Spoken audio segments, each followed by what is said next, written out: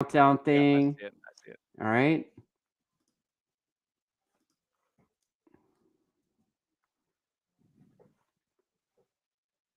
We good? I I'm good. guess Are we're you live. good? Shit, I think we're live. I'm not even looking at YouTube right now, so whatever. Um, what's up, everybody? Tonight's Talking Motorbikes is Ask a Club Racer, and I'm on with a WERA amateur racer out of the East Coast. His name's Aaron Dearborn. And what is up, Aaron? What's up, man? How you doing? Dude, that is quite the beard you got there, bro. Yeah, Like that thing is, I'm and you're trying. kind of a ginger too. Oh Like, yeah, yeah. You know, wow, dude. the thing about gingers, you need more of it around. I guess, dude. I guess, man. People give me a hard time. You either love it or hate it. I think that's what the usual response is. Right on, right on. Yeah. So, you know what? You're a club racer. Talk to me a little bit about like what brought you to the track for the first time. Like, how long have you been riding motorbikes? Oh man. Okay, so this. I'm 38. We'll just start there. All right. I've been I've been riding maybe 9 years, something like this. 29 I think was when I got my first bike, but I Yeah. wasn't into bikes at all. Like I didn't grow up riding bikes at all. I think yeah, I don't even think I had a uh, motorized two-wheeled anything at all when I was growing up. We had four-wheelers, like my dad was an outdoorsman. We hunted and that kind of thing. So we had four-wheelers. So I always was like, just messing around this little 80cc thing. Yamaha, I think it was 1984. I remember that. But anyway, just messed around with this four-wheel in the backyard and just trying to figure out what gears were, forever. And then just getting into cars. And that's really where my motorhead thing came from. And for whatever reason, I never got into bikes young. I don't know why. Maybe that was just I wasn't mature enough for it yet, wasn't ready for that because I did some pretty stupid things in cars. And having a cage around you helps in some of those. But same, I like I had a supercharged Mustang. That's what they say. Old guys say, right? Like with Yeah, age comes a cage, right? yeah, it was kind of the opposite for me a little bit. Yeah. I kind of went the other way. But yeah, when I was in the Marines, I had a supercharged Mustang and like a turboed SRT4 Neon back in A the day neon. yeah. Yeah, it was yeah, don't we won't talk about that. But look, dude, it had two stages of nitrous. I Hey, had you could like talk. You could sell it all day long, yo, bro. that Like that car you was just can't awesome. I sell it had to me. yeah, yeah, yeah. I know. Front wheel drive. So I was so stupid with that car. I actually put the battery in the back because I was like, "Oh, this is better for weight distribution." And I forgot like the front wheels where the battery should be pushing the wheels. Anyway, Right. so anyway, I was just into horsepower and that kind of thing. So that's what I was, And then really, what got me into kind of like riders, we ride because we're trying to do better. We are trying to do better. Like the bike is something, but it's much less in bikes. Cars is the other way, right? You're fighting physics, not so much a performance aspect in the driver. You're just trying to like throw more horsepower at it, make it lighter, stick your tires, whatever, Yeah. right? So when I went to Japan, I had a couple 3-year deployment over there, took my family, that type of thing. I was able to buy a car. This is on Okinawa, not mainland. And Gymkhana was a big thing out there. Everybody knows Gymkhana from like Ken Yeah. Block and his drifting and that type of thing. Well, it's not like that in Japan at all. It's completely not like that. Other than it's an obstacle course where people are going to jump in and you memorize it, which is a tricky thing to do. You have to memorize this like spaghetti with cones in the middle. I can't get into it on this show, but it's pretty intricate. And then I realized like, oh yeah, horsepower doesn't matter. Like these guys, these little cappuccinos, these little like 800cc cars or whatever, just crushing me in my STI. I got this like fancy Japanese STI, 300 horsepower, all wheel drive. Like yeah, and it just wasn't happening. So anyway, that's when I turned a curve on like I have to be better, and so that just leads into the bike thing. I got out of the military, wanted to do something that was adrenaline pumping because couple combat deployments, you miss that. This You're this kind of like story is almost starting dying. to sound very familiar. I don't know if you know Yeah. this. My TrackDaz crew is largely populated by either current or former Marines. Um, Yes. one of my current main guys, well, two of my main guys right now are like, they were former hats, dude. Like they were like the Yeah. dudes that, yell Oh at yeah. people for a living, and you They're would never know. excited. Well, I don't know. Flat Bill Jason, you'd probably know if you talked to him that he was a hat, but like Yeah. Marcus is not even close. But one of the things I remember when I was working with another guy that uh, he's retired from the Marine as well, and he's Yeah. moved to Texas now. But um, we were involved in getting to see the DoD numbers, right? And Okay. what you're describing is a very familiar thing where these dudes come in and they're still pretty young and Oh yeah. bunch of combat deployments. They're invincible. You know, they're like 24. Yep. They're 24 Yep. years old. They're let's just say they're you know what? Fuck it. They're swinging dick Marines, right? Yeah. And they go and they go and buy an R1 or whatever, and then they just switch themselves off in the local they just mountains. they the big one is they go out and they're having a few beers, and that's always a great combination is bikes and beers. But they'll have a few beers and they'll go like, yeah, man, I bet you I can wheelie the length of this road. And then they do it, but they just forget to brake at the other end or something. They're doing a buck 20 and wad it up in a tree, and then they're a statistic. So Yeah, yeah, I fall into that except for the drinking part. So I was my first bike was an SV 650 that was nice. lowered. Yeah, it was a good bike. Like there's nothing wrong with it, but it was set up for a chick, and like I'm 6 foot. At the time I was 315 pounds. I was a big guy, and but I'm I'm sitting on just this trying thing. to picture a 315-pound dude on an SV. It doesn't look good, like the rear tire would rub the underside of the seat. You know what I'm saying? Like there's a little mark there where like if I hit Yeah, a bump, it man. yeah, fine. So I learned like how to I don't know go down the road and not I don't know hit another car while I was driving. Right? That was so I had it for a month because I realized like yeah this first of all it's too low. I didn't know anything about riding. Nothing. Okay, Yeah. I knew what cylinders are. That's it. So I take it back to the dealership. I think I got it for 3,500, and I was like, "Hey, so I can I trade this back in on that R6 over there?" And they had this R6S. I again didn't know the difference. This was 2000.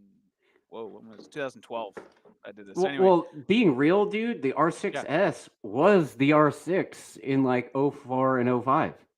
that's what I learned. Yeah, so you'll find out about me also is that I research stuff and I figure it Oh, out, and I do like after a while was I just picked up another bike which I won't tell anybody because it's supposed to be a reveal on my channel here at some point, but anyway, I don't know anything about it other than I vaguely know the spec sheet and stuff like that, but I don't know anything of the intricacies beyond it. And that's people who know me know that I really dive deep.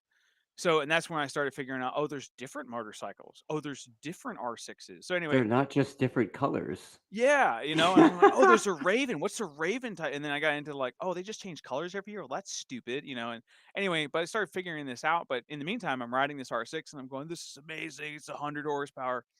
Threw a pipe on it like everybody should. And so I live in Virginia at this time, and I'm on one side. I work on one side of the Blue Ridge Mountains. Okay, so in my mind, I'm running the Isle of Man TT every day to work. Of Okay, course. up and Yeah. down this mountain. I'd come into work and not knowing anything about how to ride. I didn't know what like 100 points of traction was. I'd be shredding the tires, shredding. I'd be cheese grating the tires coming in to work, and guys were like, "Hey, man, that's you shouldn't be doing that on public roads." And I go, "Yeah, but it's fun." Anyway, it didn't take long. Decided I was going to go through one of these corners just to squeak too fast, about 50 miles an hour in a 25 course, and boom, right into a guardrail, low sided. Got the You were scars to that prove it. guy. Yeah, I was that guy. You became part of Fortunately, the scenery for a second. yeah, and that it was in that moment that I realized yeah, I should probably not do this on the road because like cars hurt, and that hurt more too, and it was so anyway. I just decided screw that. I'll go to the track, and that's kind of where track happened. But that was 2012. All of that. So all of that shit, all in 2012, Oh, it and was you're like just 9. like, boom, I'm gonna go to the track. So what? You Yeah. you you went to like a local track day, VIR or something? Where'd you go? No, I did it better. Okay, so because I'm a complete noob and a novice at this, I mean, literally at this time, I am, and I'm coming from cars, so obviously horsepower is the most important thing when you start track day riding. Oh, So well, I said, clearly, yeah. it is. You have to, Sign right? up for So A group. yeah, I was like, well, what track to use around here? So I found Motorcycle Excitement up the road in Summit Point, and I'm looking around. I'm like, oh man, I could totally crush like novice. I'm not gonna start novice. I'm gonna start an intermediate, but I'm gonna get bumped the first day. You've heard it, right? Yeah, So dude. I'm like, this R6 isn't worth it. I'm gonna let this R6 go, and I'm gonna go buy that R6R. I guess it was at the time the race version, not the S. And then Yeah. put a 636 kit in it. I'm gonna build the motor an MR12 and freaking. You understand where this is Sounds going? legit, dude. Let's Dude, let's party. I did all the stupid things that you and that's if you go and look at my channel, you go back far enough, you're gonna start seeing this, and you'll realize that do come out of that. Okay, you're like, I'm not that guy Yeah. anymore. Well, we But I all do, totally, man. We all yeah, do. but I full send. I was like, no, man, I'm gonna go all the way. MR12 is the freaking way to go. 140 horsepower, you know. And so I got there in the first track day, and I didn't wreck or anything, but I definitely realized I'm not that. I'm not that cool, You get you like know. So smoked by dudes on an R3 or oh wait, just R3 it wasn't was even around yet. no, but So it didn't matter. It was just I didn't know what they yeah, were on. I was just like, hey, wait a second, I ride the mountains. I'm the Isle of Man, you know, yeah, and just it didn't translate very well. So, but that's how I yeah. got into track riding. 2014 was my first year. That's awesome, man. Like I had a guy a couple years ago actually. He's a YouTube personality, and Yeah. I'm not going to mention his name because he's a good dude. But Okay. he was riding an H2 Cowie.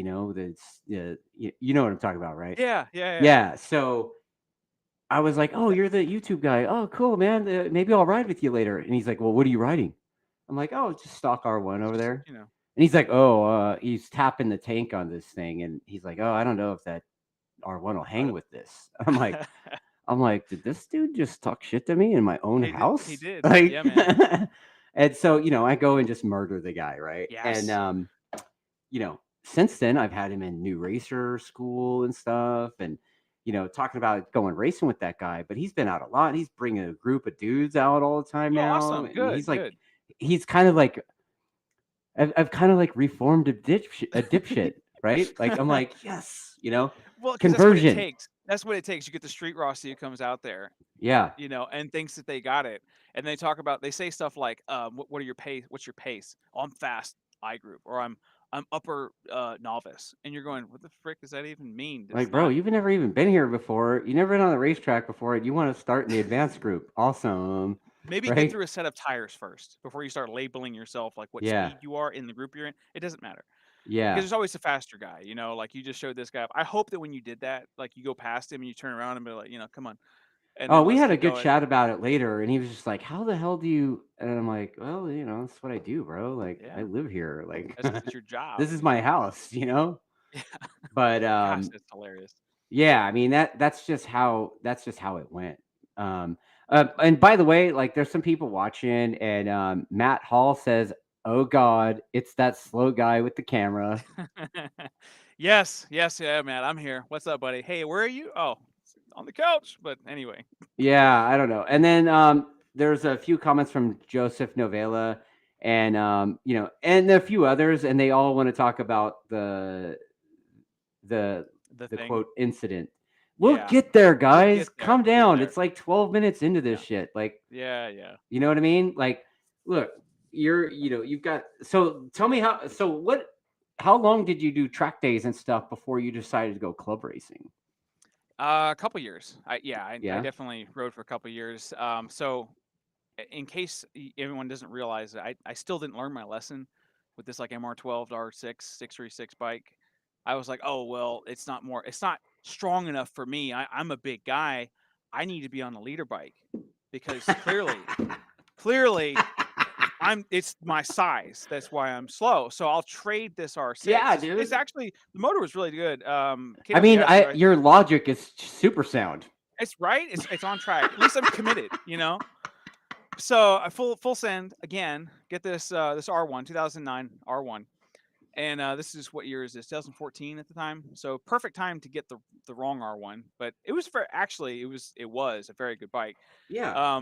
But again, I'm still like in this rut of like not going fast Did and you build the R1 as well? no, no, no, no, no, You I didn't go didn't. balls deep in the R1? You just Not certainly not the motor, but I did, you know, suspension and of course a well, lightweight yeah. subframe because those are the things. And what else? I don't know. Freaking all the stupid stuff that means nothing about going fast on track. That's what I did. Just But did it picture look that. cool in the pictures? Oh yeah, dude, it looked Well, great, then man. I had like yellow and white and black. Oh mission man, accomplished, dude, bro. Instagram was in love with me. Yeah, before I deleted that profile. But no, I mean, it looked really good. You know, a lot of people came up and they really loved the bike. You know, it had one of those welded frames, you know, that the O9s had or the 14Bs had, like Yeah. Josh Hayes had famously, Yeah. you Oh, know. you had the Yeah, steel yeah. plates welded up front? Yep. Yep, Oh, yep. good I don't know times. where it came from. Somebody had it. I didn't do it. You know, that was the Oh, selling you point of bought this it bike. that way. Yeah, and had a Wow. tack triple clamps on it and everything. So I mean, it was right. I was adjusting stuff so I can figure out how to. I don't know what I'm doing. But anyway, that was the next bike, and I started doing more track days with that. and just learning how much I was slow. And I'm going, well, clearly I just need to race because, these people around here in I group are just not fast enough for me. I need to tow onto somebody. And just, anyway, went and got my license with WERA Did you like at have friends Roebling. around you like to talk to you, Yeah, or they or tried. were you They like trying tried. to freestyle this shit? Like, I'm like, you understand, I'm a pig-headed idiot. Like I am. I just, people who know me can agree with that statement. It took me a while to learn. I wasn't very humble at the time. So this is a story of redemption. Let's just back, well, I mean, like, bro, like, eventually it gets good. look, you started out that you got out of the Marine Corps, okay? So like you were in combat deployments and shit, and Yeah. so like you being a pig-headed Marine, like that totally This, tracks, right? yeah. But at the Yeah. same time, you're young too, right? So Yeah. In my early um 30s at that point. I was that's 31. yeah, you know what, dude? I still say all that stuff's fair game when you're learning. But Okay. I man, mean, like, what about your appreciate friends you. around you? So did your friends like did any of your homies be like, hey man, like maybe you should go to a riding school or something? We did actually. We went to the California Superbike School at Oh, you VIR. did. Okay. Yeah, yeah, and that's the beginning of my, like, oh, this is the how, Like the and so this, transformation. yeah, it takes a while, man. Who was your Thick-headed. coach? Who was your coach? Do you remember his name? I don't. This was 2014. I They're did still the this. same guys, bro. I'm sure I could picture him. I'm gonna send a screenshot of you to Oh Tui and no. see. Oh no. They're gonna like that freaking guy. I remember him. No, Yeah, it dude. wasn't that bad. But yeah, it was that bad. So on this R1, I'm out there getting my race license. I'm at Roebling. I'm like, yeah, dude, I'm freaking front straightaway R1 power. Bah! And then turn one. I don't know where I was braking. It was not inside the braking zone. It was like up track somewhere. Start finish probably. And I was running like, I don't know, 29s. It's okay. So if you're on a leader bike, you should be 15s or less. Okay, 1 minute 15s or less. Like that's respectable, Yeah. fast. And I was running 29s and just going, I don't understand. What the frick is this freaking bike? Of course, you Oh, can never be it's the the right. tires. No, it's the Yeah, tires, right? yeah, dude. Freaking. Oh You man, need to Pirelli sucks. you Shut 'em need up. to do a sprocket. Yes, yes, yeah. It was the wrong gearing. That's what it was. But you see, Yeah. this whole time too, I was still like, 295 pounds, 300 pounds, like big dude. Wasn't paying attention to what how my physical capability on the bike. Didn't understand why I was getting wore out in 8 laps. Yeah. I could like barely do 2 races in a day. Like it was just, I don't know why it took me so long. And I say that looking back on it, just like, so that's one of the reasons why I even do YouTube now. I'm literally Really? doing YouTube to me back then, like seven Oh, years that's ago, awesome. Aaron. That's who Yeah. I'm pointing stuff. So when I say stuff to people, I'm actually not talking to them. I don't care that anybody currently in 2023 is looking at my videos. I literally am talking to myself 7 years ago and what I wish I had seen or heard back then. It's So like a time capsule or something, right? yeah, a little bit, I guess. Yeah. And it's just one of those, like, I've learned so much and I still got, a ton more to learn. And it was What's crazy is yourself from back then wouldn't listen to you anyway, no, right? that's probably right. Yeah, they probably wouldn't. So, but hey, whatever, man. I still make it for old me, I guess, or new, whatever. I don't know, time So travel's weird, but how was that? What did you? You're on the East Coast, so I don't know yeah, exactly how it works out there. But did you do WERA or CCS first, yeah, or I did what did you WERA. do? I did WERA because I had heard from a guy that CCS was a red flag session. Just that's what you get at CCS. So I've just had WERA since 2016. No real reason. I've never been to a You racetrack never where raced CCS was CCS? operating. Not the first time. You're just I've a only ever WERA raced. guy. Yeah, I've You're been a WERA since legit WERA for since how long? 2016. Yeah, it's been like, Wait, what is that, so 7 years?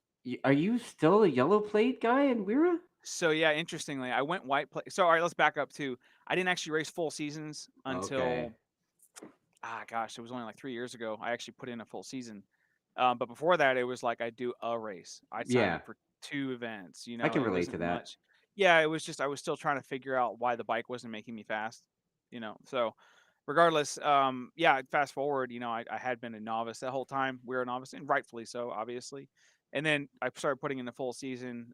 Got off the 1000, which that is just, like I have one of my most popular YouTube videos is the story behind why I switched from a ZX10 Superbike to a ZX6. That's on there. I think it's my second most popular video, 12,000 views or whatever, and I've probably got 150 subscribers just off that one video. And that was the turning point for me. Like again, the R1 wasn't good enough. So what should I get? Oh, a modern bike with an IMU. That'll be better. So I There got this you go. 2016 ZX10, and I freaking did the motor thing again. Hey, KWS, let me get some horsepower, pretty please. And they hooked me up with 200 plus, whatever, blah blah, all that stuff, right? Yeah. And I did start getting a little bit faster, but again, it was still like I was just looking at it going like, crap, man, I'm not. And that's when I just kind of hit me. I was like, oh, I'm really stupid right now. This is really retarded. So it just happened to work out. A buddy of I mine just had want to a. point out that you said it was retarded, not me. It was. It This was. All time. right. It was This retarded. It time. was. Yes. It was completely 100% my retardation that caused all of this chain of events. And like I Nice. could have figured it out like 5 years prior. It would have been great. Yeah, dude. I might even be like actual fast now, but instead I'm just marginal. So anyway, it's just this whole growth thing that people kind of like people look at you. They say you're just this person that I have in my mind, and that's it. You can never grow. And so when you Yeah. grow and you come so far from being an absolute just idiot and then come way over to here and I'm maybe I'm still going, but come from that, people kind of still put you in that box, and it takes a long time to get out of it. It took me several years for people to start realizing that I wasn't that guy anymore, that noob, that street Rossi.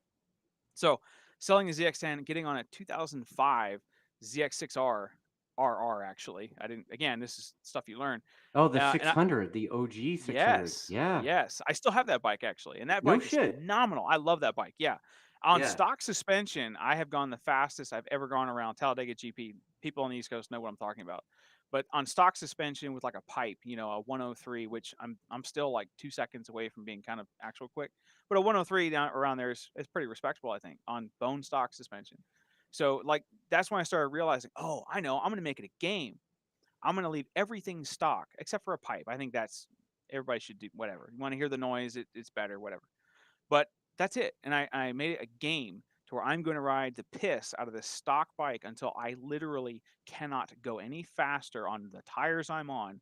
And I need a shock, or I need, I don't know, whatever else thing, brake Yeah. pads, or, and then just do like that. And that was the turning point. That was 2019 that kind of happened, and that's when I started really wrapping my head around what it takes to actually go fast, and I started realizing, oh, it's not parts, and anyway, I'm ashamed to say it took that long, but it did, and that's part of the story for where Have I am you have today. you done any writing schools and stuff since then, or? So I stopped trying to do like track oriented riding schools, I mean like on tarmac, and I started going to corner spin.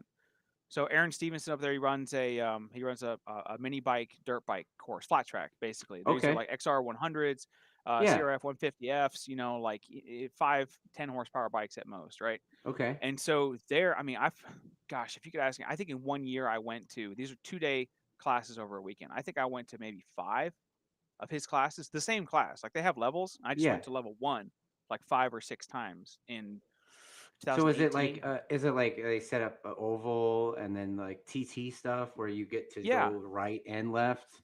yeah, kind of. So he has Teach a you how to TT do track. donuts? No, actually, I didn't learn that No? one. But no, I really should have asked because he would have. But no, we have this little mini flat track right there for these little bikes, and then there's a TT course that it's spaghetti. You can do whatever you want with it, and just learning all of that stuff, learning what trail braking was, learning what front end feels like. Like in dirt, if you've ridden dirt, you know this, but it's so easy to overcome the traction that's available, and that's the other thing too is that there's always 100% available traction. Just you have to figure out how to use that much Yeah, of it. 100 points of grip. Yeah, it's the same thing. I That's think what we that's teach one of in the the big. school. 100 points of grip. Exactly, Yep. exactly, and that's one of the biggest things I think that track day guys just don't kind of get, and they're always behind the curve on that because they don't put themselves in that situation where they don't have.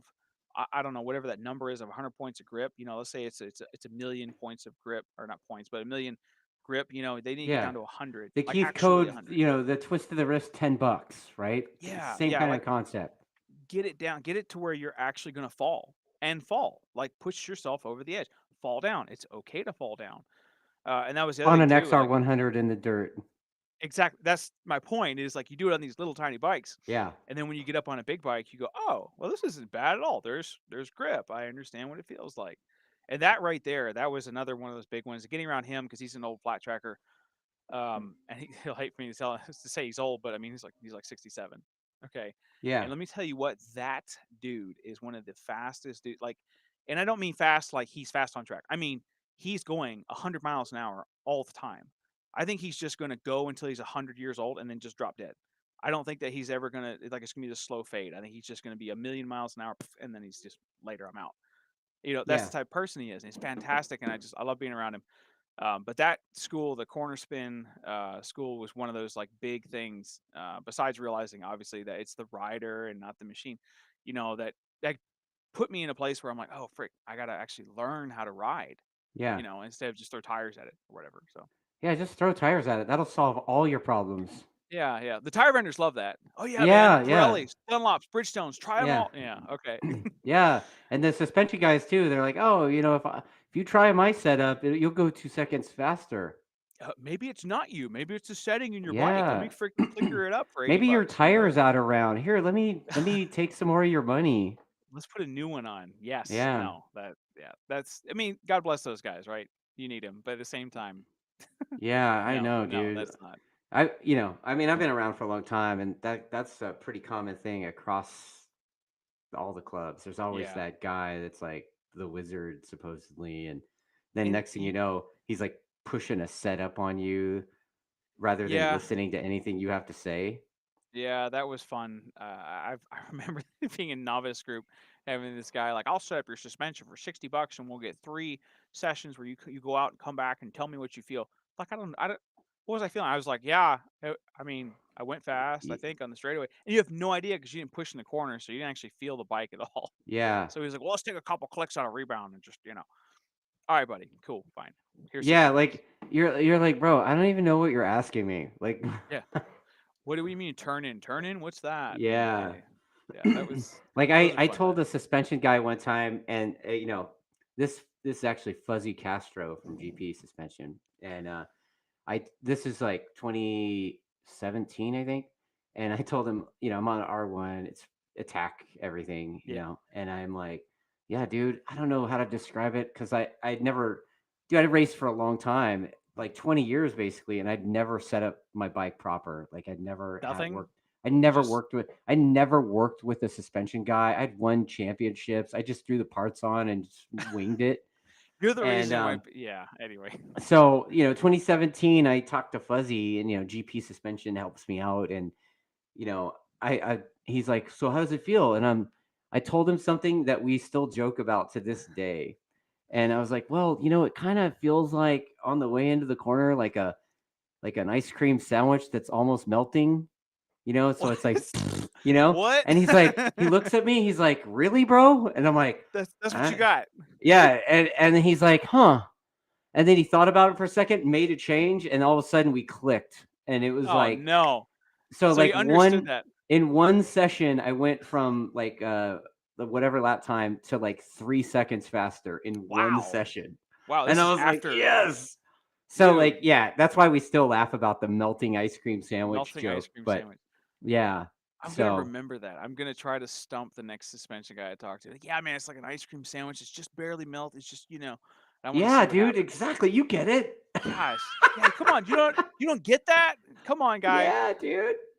I just no. That's and you see us again, but that's after how many years? You said 20 years Dude, of I racing. yeah, I started racing in the late 90s, bro. Like, Yeah, yeah. But that's just amazing to me that guys like you, and I've heard it from like I've heard it like people talk to me, but I read or I hear like these guys like Gerloff or whoever else that are up there, and they don't really kind of understand the bike.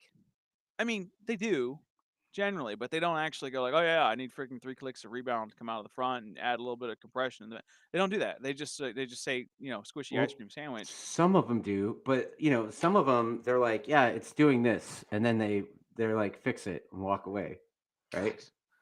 Yeah, that's not me. I That's think me, about it too dude. much. I'm like, I don't want to You do know that? that shit. I don't want to know how to tune that stuff. Like, I Oh want to man. tell you that it's doing this, that, and whatever, and walk away. Because I I wish that I had that because I get right down in the weeds and I actually get in there and like, oh yeah, it's got to be this is the type of valve and because I'm a nerd from cars. That's what we did. We had to figure it out mechanically why it's working or not working.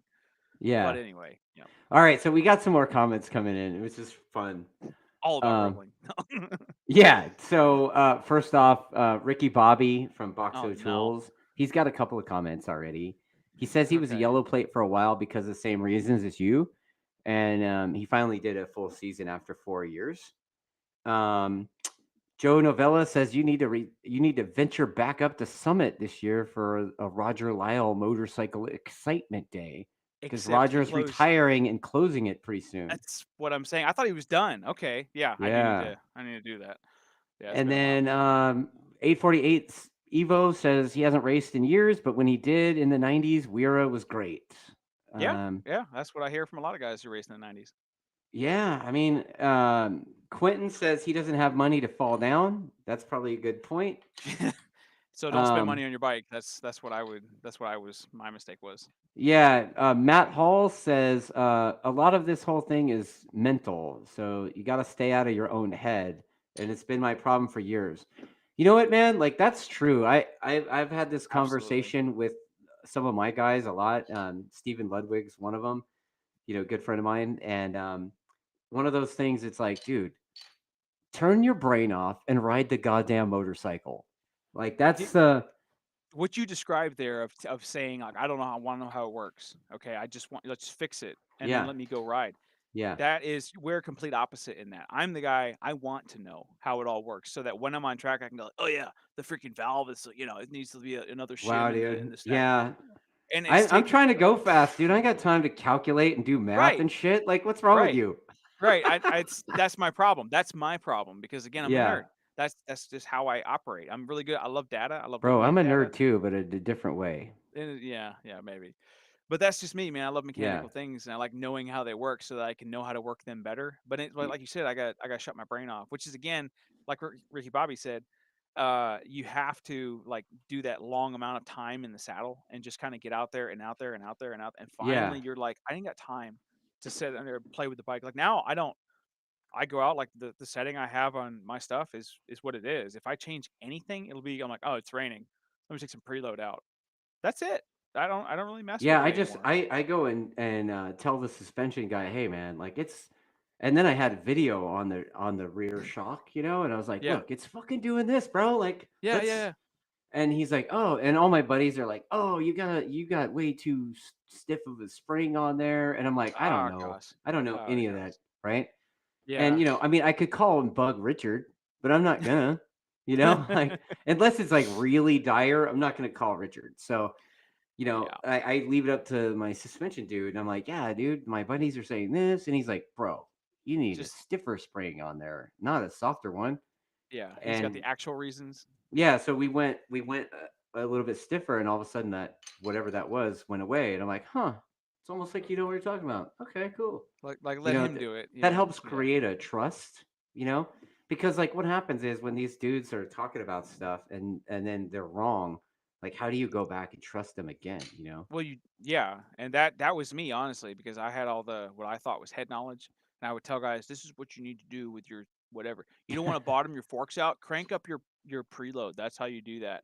And if anybody knows anything about suspension, knows that that's wildly inaccurate. But yeah, and then these guys wouldn't really want to talk to me anymore after that. So I started keeping my Right, mouth shut. Like God gave us two ears and one mouth, so I try right. to use my ears twice as much as my mouth. Well, it's So it's like just it's like a dude that's done one race weekend coaching people, yeah, yeah. right? That's hard to watch, man. Yeah. Yeah, Hey, come it's here. Let me show you how it's. it's This is job how security, I guess right? they do it once a year, or as they I don't like track days now. I try to stay away from them honestly. Not. I'll go to Jennings. You don't know about Jennings, but Jennings is it's kind. I guess it would be like your Thunderhill or Buttonwillow or whatever. It's a really Okay, good track for motorcycles. It's only motorcycles, but the I've way they seen the run the track, videos. yeah, it is fantastic. If you ever get a chance to ride it, you should. Some people don't like it, but it's an opinion thing. So, but the way they run their track day organization is you show up and say, I want to be in this group, that group, whatever. It's not Yeah, like you have to go through any process. So you'll find out very quickly if you should be in that group. So for someone like me, I am in an advanced group and I can easily run that pace. So I go in there and I'm generally speaking faster than anybody else. And I don't have to worry about like being in anybody's way or getting in the or having someone be in my way so I can just ride. And that's how I right, do track days now. I don't go to like sport bike track time and actually try to ride with them because they're trying to do an actual track event. Like, hey, there's a barbecue Saturday night and let's all get together and hang out and track fam and stuff like that. And it's just not something I'm into. So and that's where all those guys like who don't want to race but just want to ride the bike on track. That's where they go. And it's good for Okay. that. But that's not what I'm doing anymore. I'm trying to race or I'm trying to figure out something on a track day like that. Right on. Yeah, we're like my deal. Like we're for whatever reason, I still try to steer people to racing. You know, I Yeah, show them a path to go racing. And right. we just graduated some new racers on Monday. Like I literally have Nice. been at the track since Monday. Well, I had a half day off. You know, like Which I did Friday, Saturday with champ school, and then yeah. a half day off on Sundays, and then rolled up Sunday night, dumped the rig, and then Monday, Tuesday, Wednesday, track days Wow. Monday, and then the Attack Yamaha team test Tuesday, Wednesday. So it's like damn near Did you ever get living at the racetrack now. Like Buttonwillow is like, dude, do you need us to set a cot up there? Like, right? Yeah. Did you ever get anybody who goes like, "Oh, that's the dream job. I wish," yeah, or well, anything like that? dream jobs pay, Yeah, that's right? true. There's Right. no money in this. This is dumb. Why do we do this anyway? We spend money to then say we are doing something meaningful. We think is meaningful. I What mean, do it you mean, is, I guess. dude? Like, what do you mean? Like, Oh, look at all that tin you got. I'm sorry. It was what they make right? ours out of tin. Yeah. Yeah, but I mean that's what it is. Like all these Yeah. guys like I'm going to go racing and it's going to be epic. And it is. I'm not dissuading anybody. But I am saying that the things you get out of it, physically, Memories, dude. memories. That's probably it. Yeah. Yeah, I Which mean, is I, great. I I tell the people that I'm steering towards racing that it's a great tool to find out what kind of person that you are. Like, Yeah. and the example I use, are you the type of person that will stab your buddy in the neck for a $10 trophy? Mm, yeah, that's a great I question. am. I've made some pretty close ones. I don't know about stab in the neck, but it was definitely a rib punch. Oh yeah, maybe crack a rib. That's kind of how hard. But Yeah. yeah, that's I found that out. Yeah, So, just some crazy bad more mess. comments are coming in, and Ricky Bobby he dares you to say that ice cream sandwich shit to Thermos Man. I'm going to That's the now, dude. Ricky. That's gonna happen. Like, I'm not an East Coast guy, but I know who the Thermos Man is. I couldn't point him out Yeah. of a lineup, but he's the guy they call him Thermos Man because I think didn't somebody like try to rob him and he hit him over the head with a thermos and dented Oh, it there's many stories, and man. Like I've still heard has that. the thermos, right? M Like that's That might be true. I don't know, honestly. Like I know him as Thermos Man because he's always got a cup of coffee in a thermos. Like that's okay. what it is. But that one actually sounds awesome. I'm gonna go with that from now on. I don't know. I Yeah. really don't I know. don't know if that's But yeah, bullshit, but I want to say I heard that somewhere. it's probably pretty accurate. I think in the crowd you run in is probably more accurate than what I know. In the crowd I run in? Oh, come on, guy. You're over there with attack freaking performance. Like, come on. That's pretty steep. Yeah. Yeah, So there's, Thermos Man, yeah. he's So, up there too. yeah. All right. So let's see what else we got here. We got some more Uh-oh. comments coming in. All right. So, yeah, Joseph Novella says he raced WERA on the East Coast from '05 through '07. Derek Okay. Fry says, when in doubt, ride it out. Yep, that's common. Just get on the goddamn bike and ride it. Is the only way to figure it out. Yep. Yeah. Yeah, would Uh, agree with that. in some circles, right? Yeah, and you definitely were the epitome of that there for a while. That's for sure. Yeah. Oh, Derek was. No, no, not Derek. Sorry, but you were when you're riding in 20 years of not knowing what the heck just Oh, dude, ice cream sandwich. I just ride the thing, dude. I Yeah. shut the brain off and roll. Gosh, I envy you people. Yeah, it's like a task for me. I have to go through a whole mental process to even shut my brain off to just go. I'm just gonna ride and just freaking go. And let's see. Matt Hall says when he looks down at his solo, he dies a little bit inside it sometimes. I just put That's tape over awesome. it, man. Look at it later. Like, Yeah, dude. gosh, Well, how much have lap timers helped track day riders? Like, come on. Like that's they, something that you have to you get know in what? on. It helps them fall down because they end Oh up. gosh. Well, no, I mean, I'll be real with you, I know what man. you mean. Like the track day guys, they're still trying to. Let's just say they just got bumped to B group, right? And Yeah. then they Yeah, start yeah. focusing on the lap time rather than like learning how to actually ride. And what Right. happens is they might get kind of fast, but they still haven't figured out why yet. And Yep. they're Yep. chasing the lap time, but they're not working on brake pressure and bike placement. So, Yeah, that they're missing the apexes. I mean, it's I don't know. That's It, rough. it creates a scenario where it doesn't allow them to develop further as a rider. It just makes them chase a time. It does, yeah. I did a video on that. It was like, what is it, 5 tips for like self-evaluating one of them. One of them was literally take the lap timer off your bike. Like stop riding with a lap timer, especially if you are new to advanced or any other group below that. Just don't. You don't Yeah, need it. The time is irrelevant because the speed you're going at, you could take off chunks of you could take off 10 seconds at some track and you're still not going really fast. right. So like the lap time you're gonna talk about is kind of like meh, no one Yeah, cares, that you ran a 50 at Road Atlanta or a 45 at Road Atlanta, like it's still not actually fast. So anyway, it's take the dumb thing off. It doesn't matter. But since they yeah, started coming up with GPS ones, like the ones with the little like the XT timers or whatever with the like IR trip deal, right. those were cheap, but people still had to like have the sender and receiver, so it's kind of Yeah, frustrating. I when I But started GPS, racing, man, that's what we had, dude. The little yeah, XT, the little was it billet aluminum, like I, anodized blue, yeah, I and had you one on a Velcro that shit to your yeah. bike, and you're You had like to put the real little big beacon lap on the time. right Yeah, side or the left side. Yeah, yep, yeah, yep, yeah. and I had one on a Ninja. It was great. yeah, it's and then I moved up to the Solo, and then the Yeah. Solo 2 The DL, original. Yep, yep. right? Oh, data log. Oh, yes. Yeah, Let's get that complicated. actually that was helpful because well, let me rephrase that. It was helpful for Richard's comedy, right? Because I would send him my data, and he's like, "Dude, why are you being such a pussy here, here, here, and there?" You've got Right? one of the oh my He's like, gosh. "Why are So you such?" He's like, "I watch your videos. Why are you so lazy over here?" I'm like, "Lazy? oh, What are you talking about? I'm on the edge, oh, bro." it's barely hanging on. Yeah, Gosh, that's so to have that guy in your hip pocket telling you, yeah, dude, you just stop being a pussy. Just stop yeah. that. Stop being You're a like, oh, pussy, dude. dang. Wow, have you ever talked to him? Because that's exactly what he says. That's that's awesome. That is incredibly awesome. Yeah. So, but now I've got a dash on the bike with Oh yeah. I got a I2M Chrome Pro 2, and it looks like I, a video game I console. know it. It I know doesn't it. come with Tetris or anything. What if they Um, put that on? Oh my gosh. dude, I would yeah. But the The one startup thing is menu. they did an update recently, and you could do predictive timing, kind of like on the Solo Ooh. stuff.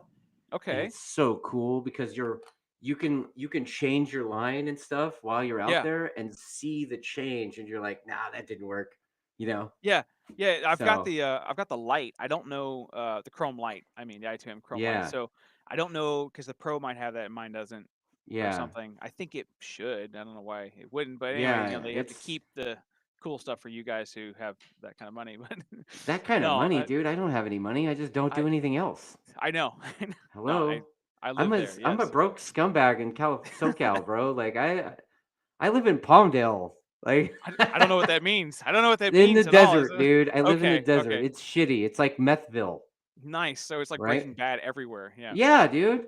Yeah.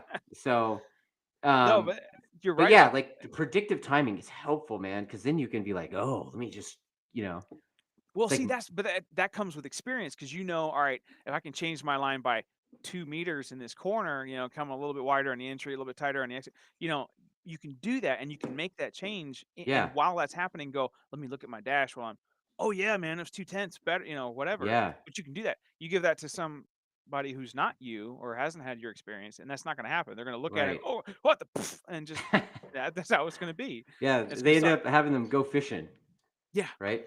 yeah, exactly. Yeah. Go find all your pieces to that thing. It's Yeah, okay. So let's see what else. Let's see here. We got an elbow bump. We got something about a punch. Cuban dollar? I don't know what that means. yeah. Sorry, Maybe I'm I'm lost on that missing one. maybe I'm missing I something. don't actually know most of these people except Oh, Ricky Bobby. really? I know Ricky Bobby. Yeah, I'm trying to remember their names, and unfortunately, I'm not going to say this like I'm some kind of somebody, but literally, Yeah. I will have people at the track, and I mean, I won't be able to put my tire warmers on or off if I just talk to everybody. It's kind Yeah. of getting to that point where I'm like, yeah, can you guys just give me a second so I can like race or get ready to race? So anyway, these Yeah. people come up and they say, "Hi, I'm somebody," and I'm like, "I'm sorry, we've talked. I know we have, but I don't remember your name." Dude, you know what? I feel you, man. Hang on just a second. Yeah, I'm gonna get back to that because I have so many comments coming in, and I want to make sure I go get for to it. them Go for all. it. And Yep, I'm like yep. Ron Burgundy over here. All right, so Derek Fry says, like Champ School says, load the tire before you work the tire. Lap times only matter when you're battling for lead position, and it's like tenths of a second. Yeah. Yeah. Agreed. And Ish. then, oh, I know why. Now I know why I'm so slow. um, yeah, lap timers are for track day bragging rights with your buddies. Hello, 848 Evo says that. Yeah. Obviously. Um, Yeah. Derek says he tried to qualify for Moto America last year at Pit Race, and I'm gonna tell you, the guys who think they're fast in CCS or track days have no idea. That's Yeah. pretty accurate, actually. That's I think a lot accurate. of Yeah. guys, you see a lot of guys that don't make the cut, right? They don't queue because it's way more It's competitive than it sad. looks on TV, right? It is. Yeah. Yeah. They'll But hey, spend you get a a good seat for the rest of the weekend, so maybe you get a that's your couple goal. minutes. Yeah, a couple minutes on the timing board and like the Moto America Live, whatever. Freaking, you can go back and like screen capture yourself and go, look, there I am, being passed by And somebody. added bonus, you might get some cool photos from Brian J. Nelson. Yeah, I there you go. mean, Yeah, it's worth it right? right there, 100%. Yeah, I Yeah, mean, it's all watching for the watching that, gram, man. right? Right, like that's what. But you see, there you go. That's actually going back to the whole track day thing. A lot of these guys, before there was track days, it was just racing. I'm not old Yeah, enough to remember that. Yes, if I had been Been in. in it, maybe, but there you go. Yeah. yeah. So I mean, well, racing's failing because you have track days. No, I'm kidding. Oh, I'm is that kidding. right? No, I no, mean, no, we no. could go into that. We could go there, No, bro. but seriously, so I've heard people say that they're like, this track days are killing it, and I'm going, well, let's talk about that for a second. So if you have a race organization, it's a business, right? So who is Right, your customer? Your customer is the racer. So right. what are you doing to help them, whatever, have an experience that you're providing? Well, track days are doing it better than you are. Maybe you should look at what track days are doing and try to maybe emulate some of that stuff, and Well, maybe you'll have a better customer base. I have a different take, obviously, because I've Yeah. actually been both, right? Okay. Yeah. Up until a couple weeks ago, right? Um, I was one of the founding members and partners of the California Road Race Association, but I Oh wow. also Okay. I also helped start the original CVMA out here, the Chuck Wallace series, right? So, Wow. I've been pushing racing and being on both track day and racing org sides of the fence for years. Yeah. And like I always tell people that say that nonsense that you just said, um, that not all the track day companies are bleeding away from racing. I think the difference is back in the day, the only way to get on the track was to go club racing, right? And Right. now the riders have choices to make. Yeah. Yep. And but some of those racing organizations didn't shift gears in their marketing strategy to target newer riders as well. Right. Right. So, they still kind of came at the sport with the mindset um that they had to come to them. Yeah. And They're the only game in town. Yeah. right. And Yeah, that's, you're I the think, on only the game in east. town, and all of a sudden you're not, but you still believe you are, and your marketing strategy is as such. Of course, that's not going to work, right?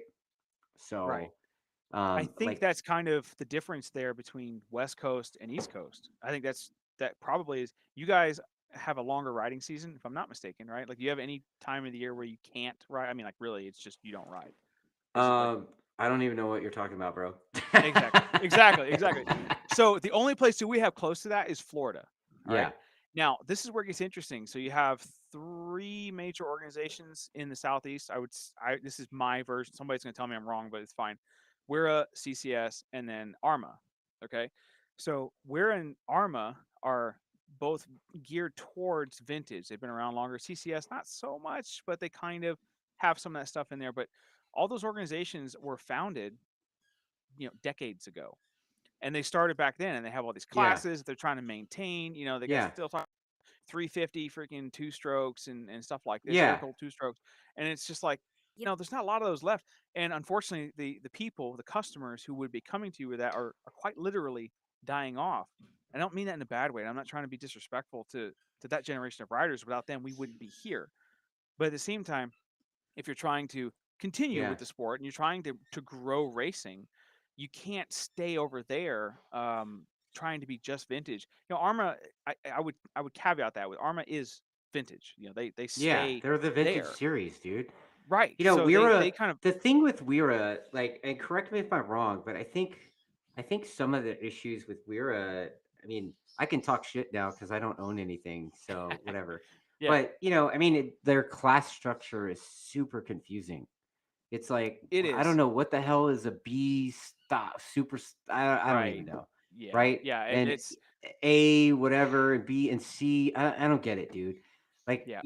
when we did it when we did it recently with CRA, I was like, dude, let's simplify this. Like I had a meeting with Chuck Mhm. Graves, and we had already set up the class structure, and he's like, hey man, you need to simplify the class structure. I was like, you mean like this? And he's like, exactly like that. And I was like, when and Yes. yeah, so it's like, dude, if you have a 400, guess what? You're in the 400 class. Wow, wow. You Don't know, speak such sacrilege. Yeah, I know, right? I mean, it. I think that kind of stuff makes it easier for people to have their bike and know what class to run in. Like, yeah. They can just roll up and go. "Oh, I have a Ninja 400. What do I? Oh, there's yeah, a like if 400. they got Oh, an that's R1, they're going to be in the 1,000 class. Like, duh. hey, I mean, right. it. So like with the core classes for us were like 400s, 600, 1,000, and then twins. And then in Yep, addition to that, we added some other classes. Like solid. uh Yeah, that's going to cover 80% of it. yeah, but that covers the core, right? And then, obviously ladies class and like the Harley class or whatever. You have a Harley. And it, Wow. Okay. yeah, we American Iron. I'm the dude that started making I those allowing those goods out, I know. right? I don't know where I am on that. That's fine. We won't go into Dude, that. it's actually, you know what? It's all It's right, dude. it's They're you know riding what, two wheels, bro, and they party just like the rest of you dummies. and Like, and they honestly, have the that's big same smile on their face. They talk the same shit. yep, Like, yep. So that they're for all those reasons, I'm with you. I'm absolutely with you, and I am not trying to bag on baggers, but yeah, I'm with you on that. But the other side, I'm just like crap, man. We're like the only country that like allow Americans out there on their on their thing, rah, dude. burn on the track, you know. But hey, Yeah, I mean, look, I mean, you saw what they did at Daytona, right? And how fast they went, right? scary fast how Yeah, those things. And I'm wondering when companies, India, Indian and Harley or whomever else is going to pop up is going to make a kind of American sport bike again. Because my heart kind of bleeds for Buell a little bit yeah, in that dude. regard. I'm just like, dude, he started it, it died. He started it, it died. And I'm like, he has some smart Yeah, stuff. And that bike that, what was it, the 1190 SX, RX, whatever, yeah, whatever it was back. I mean, just the stupid brake, just that alone, just retardedness like that worked, and yeah. you could go really fast on. I think that the record at Jennings is held by a Buell when they were trying to do a World Superbike thing, and it didn't kind of work out. But It yeah, was Jeff it's May, sad. right? I think it was Jeff May. Yeah, actually, and he's local to me. He lives right here in Atlanta, Yeah, so that dude's a stuff like that dude's that. a And you're, beast, right? oh gosh, yeah, he's Yeah. scary fast on anything really. But So yeah, what's your goals in club racing? What are you gonna do this season? What's your plan? That's what I ooh. tell the So teenagers. I was like, hey, what's your plan, dude? what's your plan? What are you doing? Um, so, so I age know is you just a have a number, big right? reveal or whatever, but you could be That's real with me. Like, that's what'd you fine. get, That's dude? yeah. I got a BMW. There's like, oh, you did. You got a big bike? Yeah, yeah, I got a 1000. Nice. You Yeah, I got the got back. one with the So wings and shit on it? no, no, no, no. So a buddy of mine calls me up on Sunday and he says, "Hey man, I need to sell the bike, but I don't want anybody to have it but you." And I've known this guy for a while. He's a great dude. He's at least a couple minutes down the road. I actually that 600 that RR ZX6 RR whatever that was his. And Okay. so he knows me and he's like, man, I really appreciate what you did for that bike. He really appreciates the machine, and then like you taking care of it and like doing things with it. So he saw that and he was like, all right, well, I really appreciate that. Hey, can you buy this bike for me? I need the money if you wouldn't mind awfully. And I said, you know what? Actually, because I have been kind of like working towards that, like knowing full well that I'm going to be coming off of a 600 at some point. I wasn't really planning on it this year. I was planning on doing the rest of the year on my ZX. But he offered this thing. It's a 2018 S1000, and he's got the right stuff on it. You know what I mean by that? Suspension pipe, Yeah. and a tuning kit, whatever. Like that's really all you need. Rear sets, whatever. and he's got the right stuff on it. Okay, and I don't need to do anything else. I we'll do some minor freaking Yeah, whatever data fasteners. data stuff. Yeah, I'll move my dash over. Like that's what I'm gonna do. And anyway, we're gonna put this bike on the road, and we're gonna it's me. But anyway, I'm gonna race it He said in we. 6 weeks. How And fun you is do that that? Like club like racers do that all the we time. Yeah, we're gonna go yeah do this, and I'm like, yeah we who? You tried got really somebody hard today, riding but with you? right the data team back in the garage back there is gonna no man. So Yeah, I am going to go race this machine. I'm gonna jump into 1000s again. awesome. Sale anybody wants to get a good bike, they can have it. Just message me. But anyway, but that's what I'm gonna do. I'm gonna get back on a 1000, and not that I'm not gonna be capable in sort of 5 years when I'm in my mid 40s, whatever. But I kind of want to do it sooner than later because I do feel like there's a little bit of a clock that's ticking, and I want to I- make sure that my I'm brain is at least 47, placid bro. enough. Oh yeah. See, I had a guy tell me one time he was old at 33, and I was several years older than him at that point. I'm going like, what the frick are you talking about? You're not. Age is a Yeah. number. So I feel you. Sorry about that.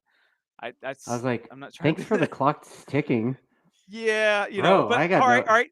So I'm looking at you and saying, "Hey, when I'm at his position in life, that's what I want to be doing. I Yeah, want to be out there and be that guy on that R1 just ripping it. And people go, "Wow." And then they find out your age and go, "Wow," and just are blown away. yeah. I mean, So I that had this thing when I was in my early 20s with club racing. I was like, man, it would be so cool to be still racing when I'm the age of Jeff Stern. And now I'm like older than he was when I started. Oh my gosh. So how long are you going to keep going? That's the question. Until nothing works. So you can't. Yeah. Yeah, I'm gonna keep That's going till I can't, basically. That's what I told my wife. Same Yeah. thing. But yeah, so the plan, we're gonna get back on the 1000, and then club racing is what it is, and I love it. But at the same time, I have bigger dreams. I don't really want to say it out loud, but I have bigger dreams. Okay, and I don't want dreams to be a dream. I want them to be a goal, something I What do achieve. you want to race So national or what's your deal? I do want to race in a national series, yes. But Nice. like literally, that's where I'm trying to get to, and how we get there. I've taken the long road with that. So now I've really focused on how I need to ride better and the things I'm doing off the bike, like my physical fitness, for instance. I'm no longer Yeah. 315 pounds. I can last, an endurance round or an endurance stint of 45 minutes on track, and I get off and I'm like, oh, this is interesting. I can still breathe. I'm not dead. Yeah. And then doing that over and over and over again over a race weekend. It's just so little things like that. I've been trying to prepare for this to get back on a 1000, and now Yeah. it's just dumped in my lap, and I'm going, wow, this is like I picked it up today. Like before we Oh, came that's on this badass, podcast, dude. I drove over there, picked it up, and then came here and sat down and put the computer on, and so it's sitting in the garage right now with I the mean, fairings off. literally, dude, like I told you, like literally, I got home 15 minutes before the start of this thing. I was Yep. at Buttonwillow 2 hours, 115 miles away, You had and I made 15 it. minutes to spare. Yep. Wow, And that's good. like I mean, I shut the timing equipment off. I mean, it was like handed, stacked it in the rig, and then it was like, "Peace out, guys." So I Dang, get it, man. that's I totally dedication. get it. But you know what? We were talking offline about your fitness stuff. I was telling you Yeah, I'm doing that charity bicycle ride that this 100 miles fall. a day or something. Yeah, it's like What is that? 500. It's 525 miles, and it starts in San Oh, Francisco. And I basically, I guess I'm gonna ride the coast from San right. Francisco to Los Angeles.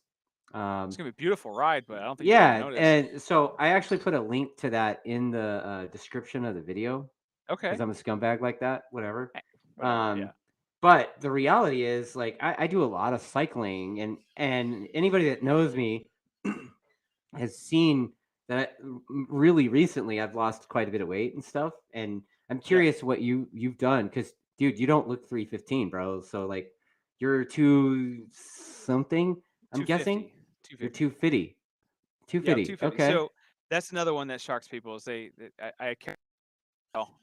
But when I was in the Marines, I used to power lift, Hmm. not competitively, but that's what we did, right? So we had nothing else to do. Well, let's just lift heavy things and testosterone, and just freaking. So, well, all right, what are we gonna do? So, but that's kind of where I put on a lot of muscle mass back then, and I've been able to maintain that.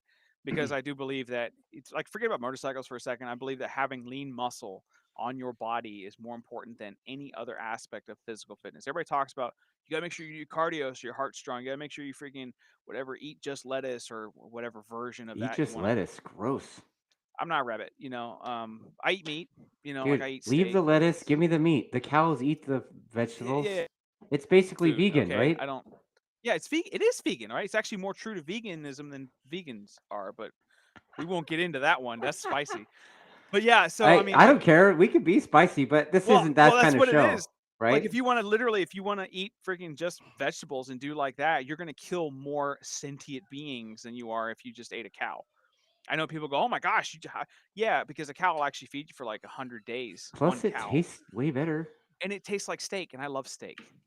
That's just all Yeah, there is to I it. like. It's like Yeah. the Pulp Fiction thing, right? He's like, but pork chops taste good. Bacon tastes good, right? Yeah.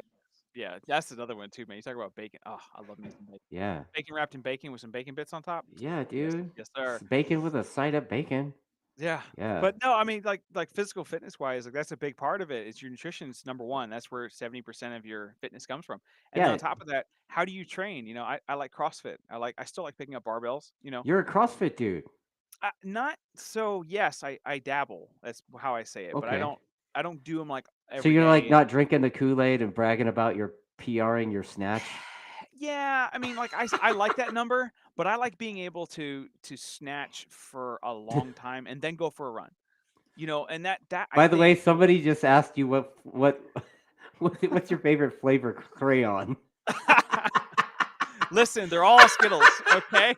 I'm talking about, you get the multicolored pack, right? I'm not talking about that cheap little freaking dozen pack. I mean the No, 24 you or the got to get the 48. Crayolas first of all with the Yeah, boy. sharpener. Okay. Absolutely. The sharpener.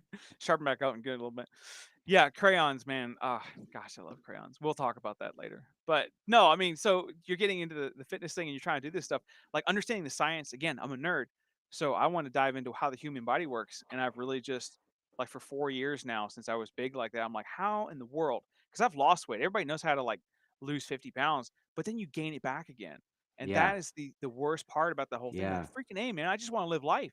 I don't want to Yeah, dude. constantly be on a 1,000 calorie a day diet. It Yeah, sucks, dude, it sucks. Yeah. Yep. So that's when I started getting into, like, understanding insulin, right? How does insulin work in the body? And then how do you use the glucose or the glycogen that's in your liver? How do you use the glucose that's in your muscles? How much glucose can you store and should you store? When should you eat this or that? And then Yeah. should you run or not? And all these things, like, it's 4 years of just, like, literally, if I'm not looking at bike stuff, I'm looking at fitness stuff. Yeah, like And that's what it is. your diet, your what at the dinner table is what affects your size. And Yes. your Yes. cardio fitness and all that is what happens in the gym, but like your size is at the dinner table, right? Absolutely. If you Yeah. like, I lost 20 odd pounds in a month one time. Or it was actually more than I lost in 62 days. I lost something in the neighborhood of like 40-ish pounds. And Wow. that was because I didn't go to the gym. I didn't run. I didn't do nothing. I ate meat for Oh, 62 days. the carnivore diet. Yes. Yes. Nice. Now, I don't believe that you should live like that. I think that there's certain aspects of, like, having an orange, for instance. It's very important. Like, after a super high heart rate thing, racing on track, for instance, when you maintain 160, 70 beats a minute for whatever, 20 minutes or whatever, like, you're depleting a certain type of energy store that your mitochondria, which is the energy cells in your body, that's what they're using. They're not using fat. They're using something else, glycogen, glucose, this Yeah. type of thing. So you have to replenish that. Your brain needs that stuff to be able to operate. You're on a motorcycle. You should want to have your brain functioning properly, right? Yeah. Eat an orange, like this. Focus. Yeah. And that's Right. kind of where CrossFit has helped me in that regard, because it is living in that high intensity world. I think they do it too much. I think you need to balance it with some strength Yeah. training, some other things, low intensity, but yeah, I think that I there's a just lot spend to a be lot had of from time all on that. that thing. So Dude, that, like, I've got a spin bike in the other room, okay? And that thing, I hate the seat on it. First of all, I got to get a better seat because the spot between my freaking bottom of my balls and my butt the crack. Bontrager. Oh gosh. Yeah. It's like you spend 45 minutes on it, you're just like, I can't walk Yeah, right bro, you now, gotta get good shorts with the bib and with the chamois in it. Ah, Yep. I don't want Okay, fine. I'll have You to gotta do it. get the sausage suit, bro. You'll love it. Ah, man, I Just can't. I'll have you to got to take do note of it, that one. man. You got I to hear do everybody it, talk about that. Like, yeah, you see, that's the problem is you don't wear the pad. I'm going, oh, dude. You okay. gotta, yeah, man. You know, and It's then that bad. like, I mean, you could get really gross and like do the butt butter and all that, but yeah, Oh, jeez. yeah. No, man. That's They call it chamois mm. butter. They're like, oh yeah, you just butter your chamois for the long ride, bro. And I'm like, Chamois. That's what it is. yeah, it's called Chamois. the No, chamois. that's Yeah. taint. I think is what it's No, called. no, the pad in your shorts. Yeah, I know. I mean, but Yeah, the area is what I'm getting at. yeah. Yeah. Oh, the Bontrager is what I call it. Like, That's oh, awesome. dude, my Never Bontrager's heard. aching, you know. Yes. But yeah, Yeah. okay. Sorry. So you know what, Digress. man? We're a little over an hour in. So let's get to the real Good. reason why we're doing this shit. Like what Yes. Why everybody wants to everybody's hear here. about. Yeah, I mean, Right. you're the guy. Let's talk a little bit about it before you get going. But it's quite controversial. Kind of broke the internet a few weeks ago, right? Yeah. Um, I'll say. it looks like, at least according to that video, at Roebling Road, there was a guy on an R1, and all of a sudden there's an ambulance in his way, and he veers left, narrowly misses the thing, and then the shit storm on the internet happens, and you find out there's another dude that kind of like the bike hit the ambulance, I guess, that tore the bumper off the thing. There was a dude in the ambulance at the time. Yep. And you were there racing that weekend or whatever, and you just happened to not be in that race. You were filming, is that right? That's right. And I go. was and go. Oh my gosh. If you haven't noticed, I like talking a little bit. Yeah, man. Wow. So the video that I did post has the best like current information on it because I did it like an hour after it happened, Right. right? And then I actually edited and posted it the next day. So all of that is Yeah. hyper fresh. So if I miss something or say something different, it's because it's been Yeah. whatever amount of weeks since then. Well, in that Um, video that you posted, you looked pretty shaken up about it. You were kind of emotional. You were just I you were shocked. It looked I you looked can't. like you saw somebody die. Like, I thought I did. Like that was where I was on track. Okay, so backing up, the way that track crosses is at start finish. Okay, so the pit wall ends, and then you have like the tower on the other side, and then you have like the lane where everybody crosses. Okay, yeah. it's different direction traffic, two different things, but you go through the same kind of set of gates, right? Two different sets of gates. And I had positioned myself shooting down into turn one. I think I said this in the video, but you'll see some of the shots from that day. You'll see like Yeah. I'm looking down into turn one. Well, where that was versus where the ambulance was about 40 feet. So if I had sat there, I was literally looking at the impact zone of the second bike that took the bumper off. If I had Oh just wow. stayed there, I'd have it would have happened, 40 feet to my left, and just, destruction would have just, because yeah, man, Wow. when that happened, like, so let's back up for just a second so people understand Yeah. what I felt like for that, because that's what I was trying to convey in that video. I wasn't putting anything on. That was all just, hey, I hit record and that was it. Yeah. In 2004, I was in a helicopter crash in Afghanistan. So like I got pretty messed up in that crash. I broke teeth and nose and freaking ankles destroyed, and I got scars all up and down my No leg, and just shit. they thought I was dead. I was hanging from the freaking the harness, just bleeding out of my nose and my mouth, like What? bad. Oh yeah, oh yeah. It was pretty intense. So when that happened, when we crashed in the helicopter crash, there's a sound and just guys screaming and just I can't even quite describe it. You have to be there, but Yeah, that dude. that experience and that sound, like that sound, I heard again when a car rear-ended another car next to me a couple of years later. Like I had the window down and just boom, right there, right. I literally froze at the wheel and I was just like I couldn't breathe like that. So that sound has something physiological that happens to me. So when I was filming there and I had moved away from that position, I turned around, like I said, and I was walking towards my pit. That's the sound I heard when the second bike hit the bumper of the ambulance. And I turned around just like in full, like I'm in combat mode, what I don't know what you want to call it, fight or flight or whatever. But I just turned around just like I was there. I was back. I turn around, I'm looking, and there's just freaking pieces of bikes still flying down track. This guy was doing 150 plus, and it was just still crushing down track, and then smoke, and there's freaking people, blah, and they're going, and like I went back to Afghanistan in my physiological, like there, I know I'm there, but in my body, my body's freaking just in a complete tense, just I can't move, and I don't know what to do, and everything's happening at once. So in that moment, I'm sitting there with this camera, and I got a 600 mil lens on an A6500, And I'm like, I don't record, and that's just what I did. I wasn't. Wow. It wasn't like I was going, oh, this is gonna be great on YouTube. Let me just catch this Yeah. freaking train. It had nothing to do with it. I was just like, somebody's got to. Like if I didn't, no one would be able to go back and look at that. So I was like, I'm the only one. It's me. There's Yeah. no one else. Boom, record. And I'm looking through the lens. Was in freaking knots because I'm like, oh God, please don't let me see someone dead. I don't want to see pieces of a person. It's been a lot of time since I've seen pieces of person everywhere, Dude. and it's not fun. Yeah. Of somebody, it's there's something about that. Dude, that's like super morbid too. Like, goddamn. But that's what it. I Yeah. was like, I Oof. told somebody, I was like, if I had looked up without the camera and seen a body, I wouldn't have. I'd have just freaking turned around and walked away. I would not have put the camera on. But I didn't Yeah. see anything, so I'm like, I don't know what they hit because I thought they hit. There's this little like placard, like how when they mop the floor, this little placard, wet floor, right? Yeah. They got Yeah. one like that, and it's on the side of the track there. And I thought that's what they hit. And I'm like, oh crap, man, there's that sign. Well, that was the pieces of the bike, the bumper, and pieces of whatever else that happened to get caught up in it. So in my head, I was like, oh, that's that sign that they hit. So I didn't immediately go like, oh, somebody's dead. But as I hit record and look through the lens, I'm going, oh, freaking A, someone's going to be dead. Because then I realized what happened because I saw the ambulance was sitting there and it was just sort of like parked still on track. Yeah. Okay, like where you see when you see the It looks like a yard sale. I mean, it was yeah. absolutely a yard sale. So the first bike that went in front, The video.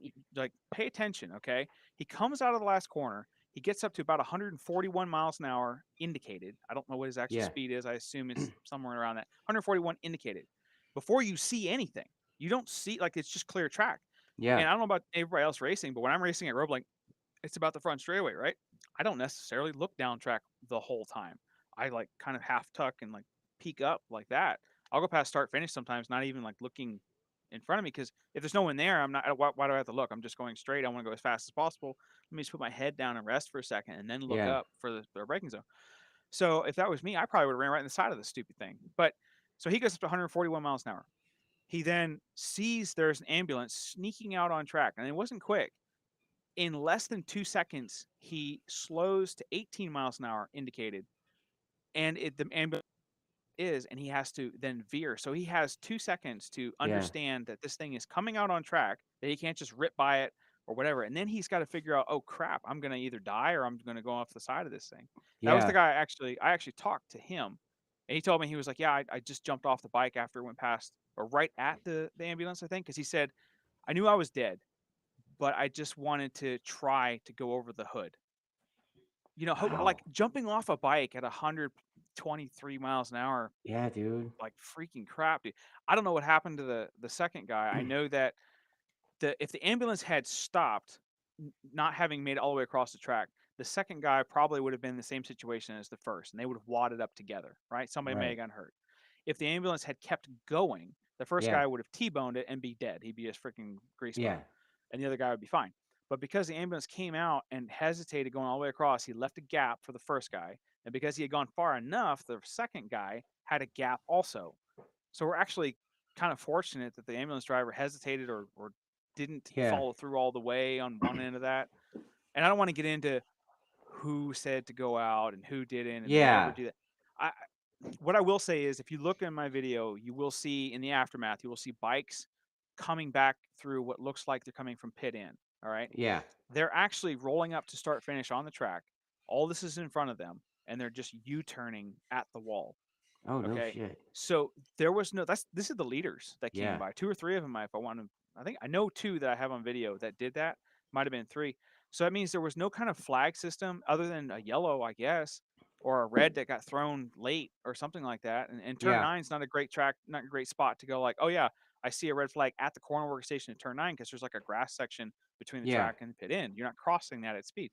So these guys still came all the way down the front straightaway looking at this ambulance on track going, what Oh. the frick is this?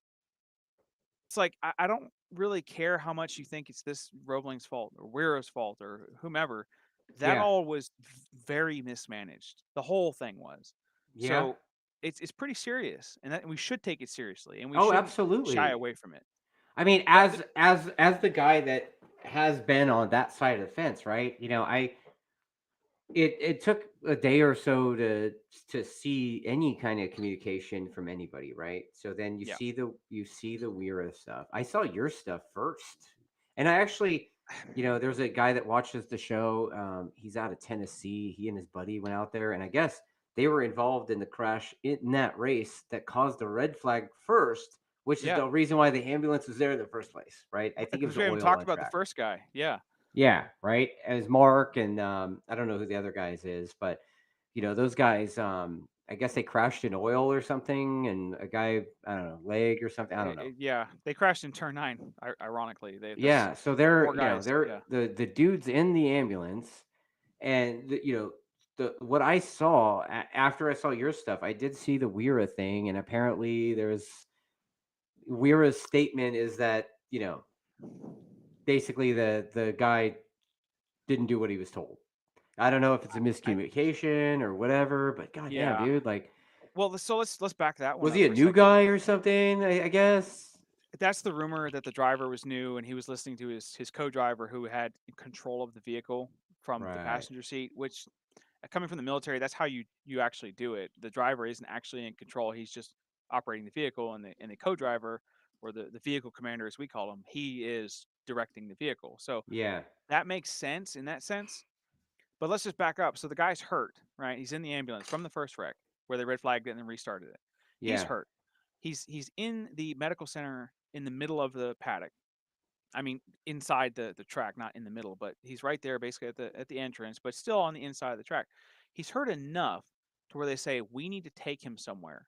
Okay. So Yeah. the race has already restarted and it's going at this point with reduced laps. So it's a 12-lap race. They reduced it by some kind of laps. I assume it was 2, right? So Right. call it 10-lap restart. It's a minute 15 around that track. You're talking about what, 15 minutes of Yeah. track time? So he's hurt enough where they need to get this guy across. All right. So they apparently have this operation where they will cross an ambulance on a live track, but they'll wait for the last guy to go by and wait for the leader, so there's a gap like that. And which I guess on Yeah. paper makes sense. Yeah. Missed who was the last guy. So Right. and there was a big gap between these last two dudes and But sort of isn't like there we'll say isn't there communication between them and course control? there should be, yes. Again, I Right? wasn't in the And ambulance. I course have no idea. control, like typically, I mean, I don't know about Roebling, but does the course control are they capable of seeing the entire track from course control? Well, they They have can't they have corner workers and stuff, right? So, Yes, yes. you know, They can see a lot of the track. They can see the ambulance, and the ambulance will be right there in the front right. lap. So And they could that's see the gap too, right? not as much because Really? yeah, so if you're in the tower and you're looking onto or into the track like this, you can see all of turn 1, 2, and 3, right? And then sort of like from 4 to 7 or 8, you don't really see them. You can kind of get an idea, but you don't really see them. The only time you see them is when they come out of turn 9. And like I said, it's like 2 seconds at not race pace to get from turn 9 to start finish, which is where the ambulance was. Right. So in that respect, they couldn't have said, okay, now. Or if they did, they didn't figure out who was the last guy and they said now at the wrong time. And there was these two Okay. other dudes that they didn't account for because maybe the transponder wasn't working, right? Maybe they Okay. didn't, something like Or maybe this. they And turned it in because they were rolling, right? I I don't I know. don't know. Yeah, I mean, it just seems to me like a massive breakdown of communication between the WERA yeah. officials and the med unit. Yeah, and that's where if you look back at like Wera's, this is where it gets spicy for me anyway. And I have Yeah. nothing against Wera. I've raced with them for years. They have done nothing but be good to me. I get they get to put me on the front row of the grid whenever because I'm a novice. They don't have qualifying, but they'll go off how many points you have or how long you've just been with the organization. So a lot of times I go to the front of the grid just for that. So I mean they're not like anti people as such, but in Right. this respect, it's like somebody was in control, made a call that during a live track, it was okay because there's gates that keep the ambulance inside of the paddock. And as I was walking from my previous position where I was shooting film, I saw the guy open the gate with his little radio thing going, he pulls the thing and like the gate opens and they're letting the ambulance through. I'm like, in my mind, like I said in my video, oh, they're going to let this ambulance cross when it's done because Yeah. that makes sense, right? So if it was serious enough, why wasn't a red flag thrown? That's going back to the guy in the Right. ambulance. Why wasn't the Yeah. red flag thrown? Just stop the race, get this guy out of there, or life flight him if it's that serious. So it Yeah. was neither serious. It wasn't serious for either one of those reasons, but it was serious enough to get him across. Why couldn't you wait? I don't know, 10 minutes.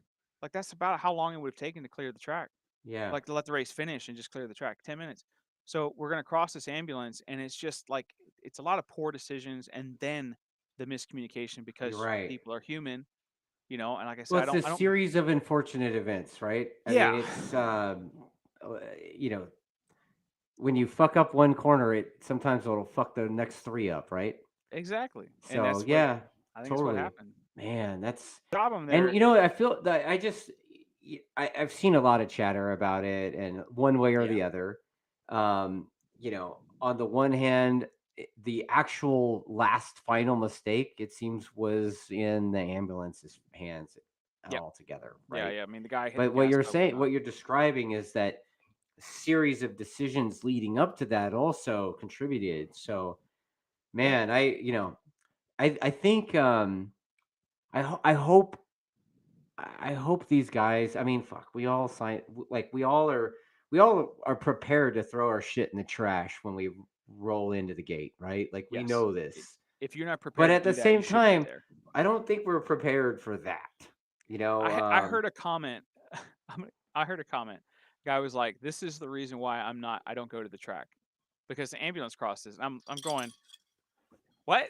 But you'll ride on the road, you know, where yeah. there's like I don't know a freaking 100 of them every time you go Yeah, 5 minutes wood down the road. chipper.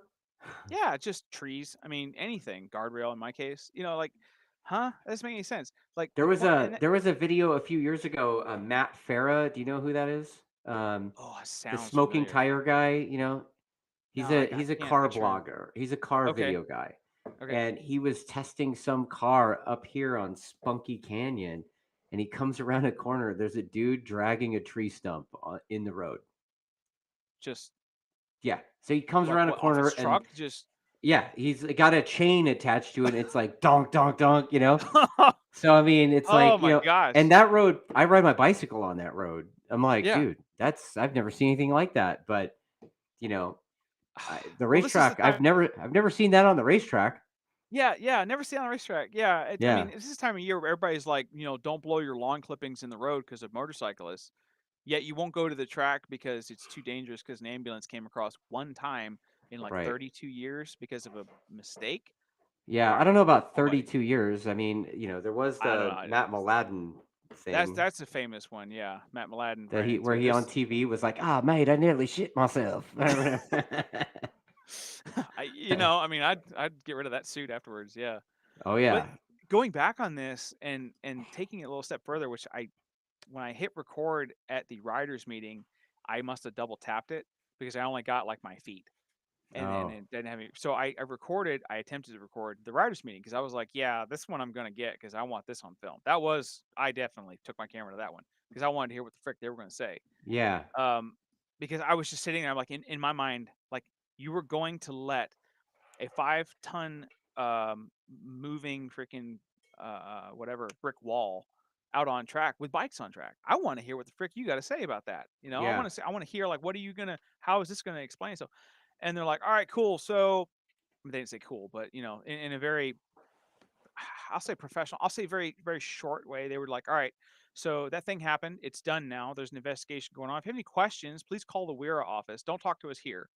Call the WERA office, which I kind of half understand because they wouldn't be inundated right there on the track, but also like you're standing there, you should probably hear somebody. And there Right. were people that spoke up about that, but like, yeah, so we're gonna go racing still. It's about 3:30. We got a couple more hours, so the track's cold, and they don't like it when we go past on the time. So we're gonna reduce laps from 12 to 4. And I'm like, I hadn't raced it all that day. I'd only done the morning practice. I'm going like, all right, cool. So the money I spent on 2 12-lap races is now a total of 8 laps. So it's just like, f me. Yeah, My money maybe I'll doesn't take matter a anymore. carryover. Like can you guys give us credit? And like, no, because they're running races, they were not going to give credit, which part of me understands that. But in this specific instance, I'm going, this is not something like a racing incident where a guy freaking destroys yard sales his bike and there's oil everywhere and that shuts the track down, right? Yeah. Fine, we all get that. Or a dude, I've been at Roebling when someone's died because they ran into the trees. All right, that happens. I get that. They didn't shut the track We down don't then have either. that out here. Yeah, you We're guys have desert nothing. tracks. Yeah, I wish we had that, but yeah, we have trees. You know, after you ramp into the. But anyway, but they're like, yeah, we're not going to give refunds. We're going to run the races at reduced laps, so now your dollar doesn't go as far if you're talking about dollar per lap, and then you're looking at it as like we don't actually care. We're just here to make sure that we don't lose any more money because it's just already going to suck. And I'm Oh, going like, bro, that was a bad moment for me. And that was after I had said in the video, maybe I'm not going to race with WERA, which is the only time I mentioned that. Because at the yeah. time I didn't know anything. I Dude, didn't when know you who said said. that, you had this visceral look on your face too. You were just like shock, horror, It was murder everything. scene, all that. Well, Yeah, like I called my wife. I was on the phone with her, and I don't get emotional at all, right? I'm on the phone with my wife. And I'm like, hey, so I'm coming home early, and I'm like, I don't want to tell you what it is because I don't want you to freak out. And she's like, well, now I'm freaked out. I went, okay, that's fair. So this is what happened. And as I'm telling it to her, I'm literally at the point where I'm almost about to like hold back tears because everything's just coming yeah, up, and I'm talking to the person who loves me, and I love her, and it's like all of a sudden I'm like, yeah, crap, man, because that could have been me on track. And now I'm dude. sitting here. Because by the way, one of the guys, the second guy who hit the back, his 7-year-old, maybe not seven, his young son, okay, under 10, was watching that whole thing. I have a 10-year-old son, okay? My Yeah, son sometimes comes to track with me and watches me. And how is he like I'm a little bit pissed about that you would just flippantly say, let's keep racing. Yeah, that's cool. Dude almost died. A couple dudes almost died. Oh yeah, the guy in the who but it wasn't our fault. It wasn't our it wasn't fault. their fault. So Great. Two riders fell, as the yeah, description says in their thing. Two riders fell. I would love to see, like, my 2-year-old falls. All right. That's not a fall. That's 123-mile-an-hour jump off. That's not I don't like yeah, word that differently. Get freaking Grammarly. I don't know. And yeah. wordsmith that sucker better. Because holy crap, like you guys could have done better than that. Like And again, anything, they could have done that's anything. Yeah, anything. Yeah, like I'm not critiquing that it happened. I'm critiquing the response to what happened. And that's where I'm like, yeah, Wera, I think you guys are focused a little bit too much on the dollar there.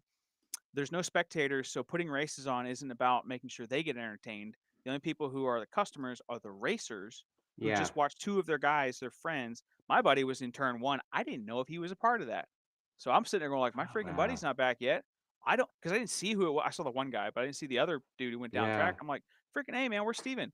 Did he just freaking wad his crap up and now he's, Well, dude, like, what am I gonna? Mark told me before the news hit the fan, and he was like, "Bro," you Yeah, know, and I yeah. guess they were involved in the red flag, the oil, and this and that, and he's like, I "Dude, think I we know who were you're talking about. Mark Knone?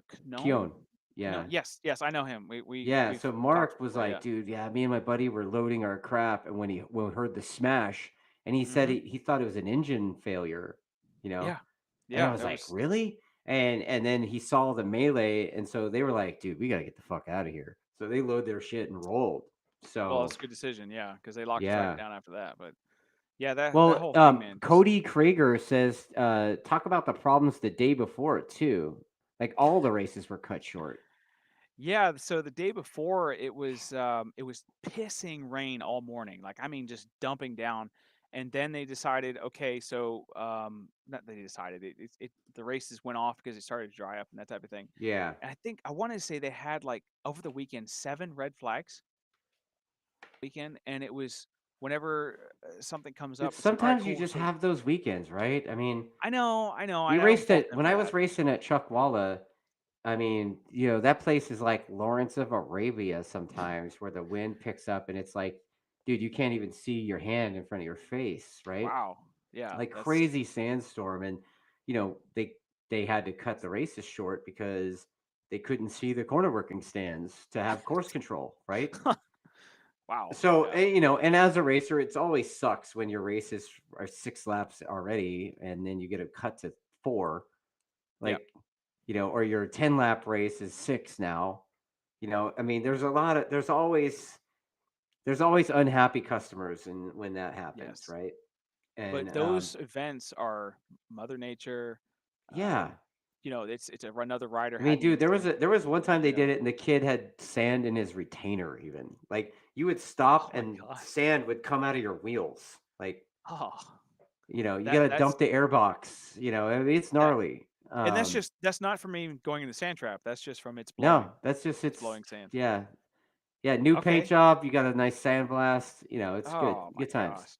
No thanks. So yeah, I mean, and then being part of the CRA too. I mean, I know we had an event where I, I think we had to, as a club, we decided we weren't going to cut laps, so we spent a bunch of money on overtime. Um, Oh, okay.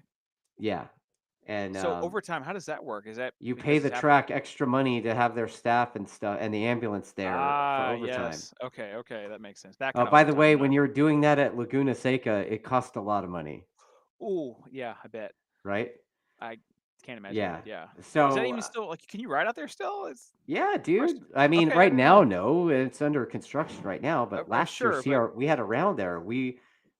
And I say we because I was still involved in it then. yep. But we were the first club racing organization back there in like 40 years last year. Wow. So, Wow, man. yeah, If I could go to a track anywhere in the U.S. and I had my choice, that would be the track yeah, to go to. dude, that's a bucket list track for sure. But Absolutely. yeah, so back to the WERA thing. I mean, it's unfortunate because stuff like that. I would never wish that on anybody, right? But No, absolutely not. here's what's going to happen, right? I mean, it sounds like lawyers are already involved, no? Oh, for sure. Yep. So the lawyer shit will be tied up for a few years. But I mean, Yep. dude, that could be. I mean, that that could be detrimental to the org for sure. The org's gonna have a hard time, and Sean and his Evelyn, crew, or Evelyn. That's I was thinking kind of. yeah, Anyway, but Sean and Evelyn, they're great people, and they try to put on a good event. I just think that they've been kind of working towards retirement a little bit, yeah, and I don't know that they were ever going to. There was an opportunity for someone to buy Weir a couple years ago. I don't, whatever, but they didn't want to sell, and that's their business. You know, hindsight, maybe they should have, but the oh problem wow, is like now it's well, look at it like right now you're gonna what's Weir gonna be worth after this? Like you've had this major event, lawyers, like you said, it's gonna be a couple years. Are they gonna shut it down, shut WERA down, and that's a big deal, yeah, and I'm man. I'm concerned about that. That's a bummer if that does happen. But then also, that could be detrimental to the track, to the ambulance company. Although I hear the ambulance company is like county. Yeah, it was what's the county there? Pooler County, or is that the Yeah, town? It doesn't matter, but yeah, it's part of their EMS system. And I hate this freaking mill. I don't want to speculate, but I do have it on good authority. I'm not good scuttlebutt. We'll say good rumor that the driver this was his first gig, his first no time outside of way, EMS dude. school. Yeah, so he's going off of the coaching or the direction of his vehicle commander or whatever a driver, Yeah, and so, it's like I've been a new guy. We've all been a new guy. That's yeah. freaking That's the wow. worst new guy experience ever. Yeah. How do you come back from that?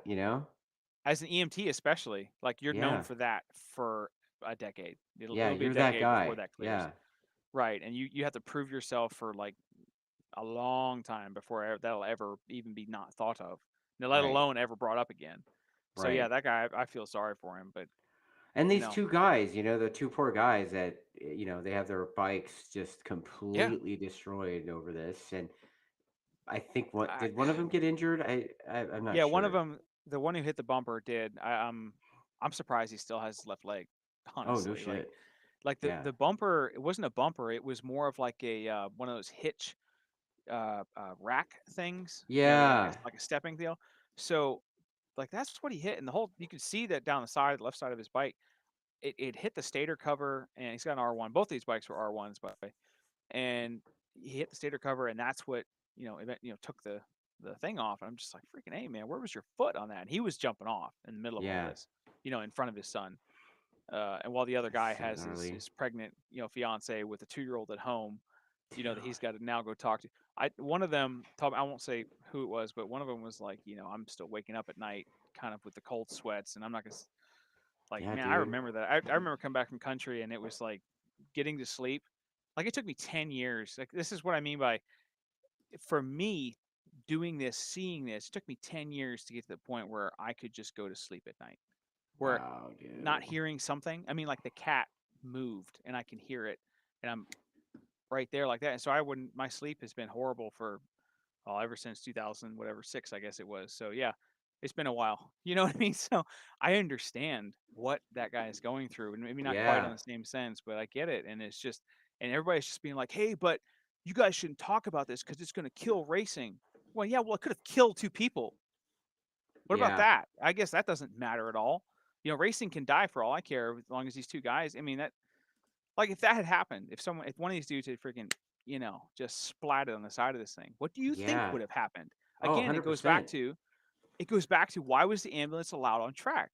So I Yeah. don't care what you think about it. We shouldn't talk about it. We really need to talk about this because what if Well, it there had was been? an org in the Pacific Northwest, I think, that that no longer could get insurance because of something. I Yeah. don't exactly remember which org it was, but yeah, I think I want to say it had to do with a rider who had a reputation for um, buckling her helmet, and then and in a way that she could slide it on and off. And I guess it was well What? known that she did that, Oh my and gosh. and I guess it slid off, and helmet kind of, Oh, I that's mean, great. I don't know exactly the scenario, but I mean, I think sometime after that, that org couldn't get insurance anymore. Well, I mean, you don't need your And helmet, I right? mean it would suck if that was to happen to WERA. They've got a rich history. I mean, shit, my dad raced ERA before it was WERA. And that's what I'm talking about. Is My you know, dad it's raced at Roebling Road in like back in the day. yeah, before there was anybody around it, before there was a noise ordinance because the neighbors were too close or There's something. neighbors there. I Dude, don't there's a even know. freaking house. Like you could almost throw a rock from the pit and hit a house. Like I've seen it No be like a MLB way. pitcher. They're right there. Yeah. Absolutely. Absolutely. Yeah. They built it right up to the edge of that track. And So who'd have thought, there's some more comments coming in. That Cody Krager guy said his friend was in an accident that the paraplegic girl was in, and she went okay. down in front of him, and he was so close he couldn't avoid her, and his bike impact broke her leg that she Yep. couldn't feel. Yeah, that was Um, actually kind of funny when Mark Merrill, the chaplain, was talking about it. yeah, Because and she had her leg busted up, and the paramedics were like, "Hey, so how about that?" And she's like, "Yeah, I can't feel a thing. Yeah, I know it's pretty. Can you go ahead and let's go to the hospital?" And and then Joe Novella says they used to actually call a quick riders meeting and remind guys to simmer down when the racers were causing too many stupid red flags. yep, yep. Yeah, I never heard anything. Like I heard later on that we had that many red flags. I wasn't paying attention because I'm doing my own thing. But yeah, I yeah, mean that was they do that, and WERA's done that. They're not dumb people. They I think just had so much going on. By the way, that 1,000 grid, because that was a 1,000 race. That was, I mean, for me looking at WERA grids for the past, some kind of years, that's the biggest 1,000 grid I've ever seen at WERA. no There shit. must have been 40 bikes on that That's grid. awesome. Yeah, it That's a was bummer, very good. man. And like, let's talk about that for a second. The point of my channel and what I do with my like edits and trying to, spice it up is Yeah. I'm trying to give that feeling of racing. When people watch my edits, I Yeah, want them to dude. feel something and go, "Man, I want to do that." That's why I do it. I'm trying to promote it. I'm trying to bring this out to track day riders and go, that feeling you got when you were a novice and you were just like, "Ah," and you came off track. Well, Yeah. now you can do that after being in advance and do it in a race and then have like other people who you're racing against and it's like it's fun. And so here you go. Why don't you feel this thing that I'm trying to convey through, video edits? And that's what I'm doing. And so to have people literally come on and go, "You're trying to kill the sport." I'm going, everything I've You're done like, has been bro, trying I'm to grow feeding the this sport. sport. Yeah. I want to say like there was a video I put out, I don't know, it was 2020, I think it was. It was right after I blew my patella tendon in my left knee and I couldn't ride my 600. It's the first time I got back on my 600 after that. And I put the video out there, and it was like my first race on a ZX6, right? And it did okay, but I had more people come up to me after that, and like I'd meet them at track days, or whatever, and they go, "Aaron, Yeah. man, I remember I saw that video, or I saw your videos, and man, I got into racing because of something that you showed me, or thank you so much. I used to race, I got back into it because I saw your videos, and I at Roebling that weekend, I had maybe a half dozen people come up and tell me that, and it's That's not awesome, saying man.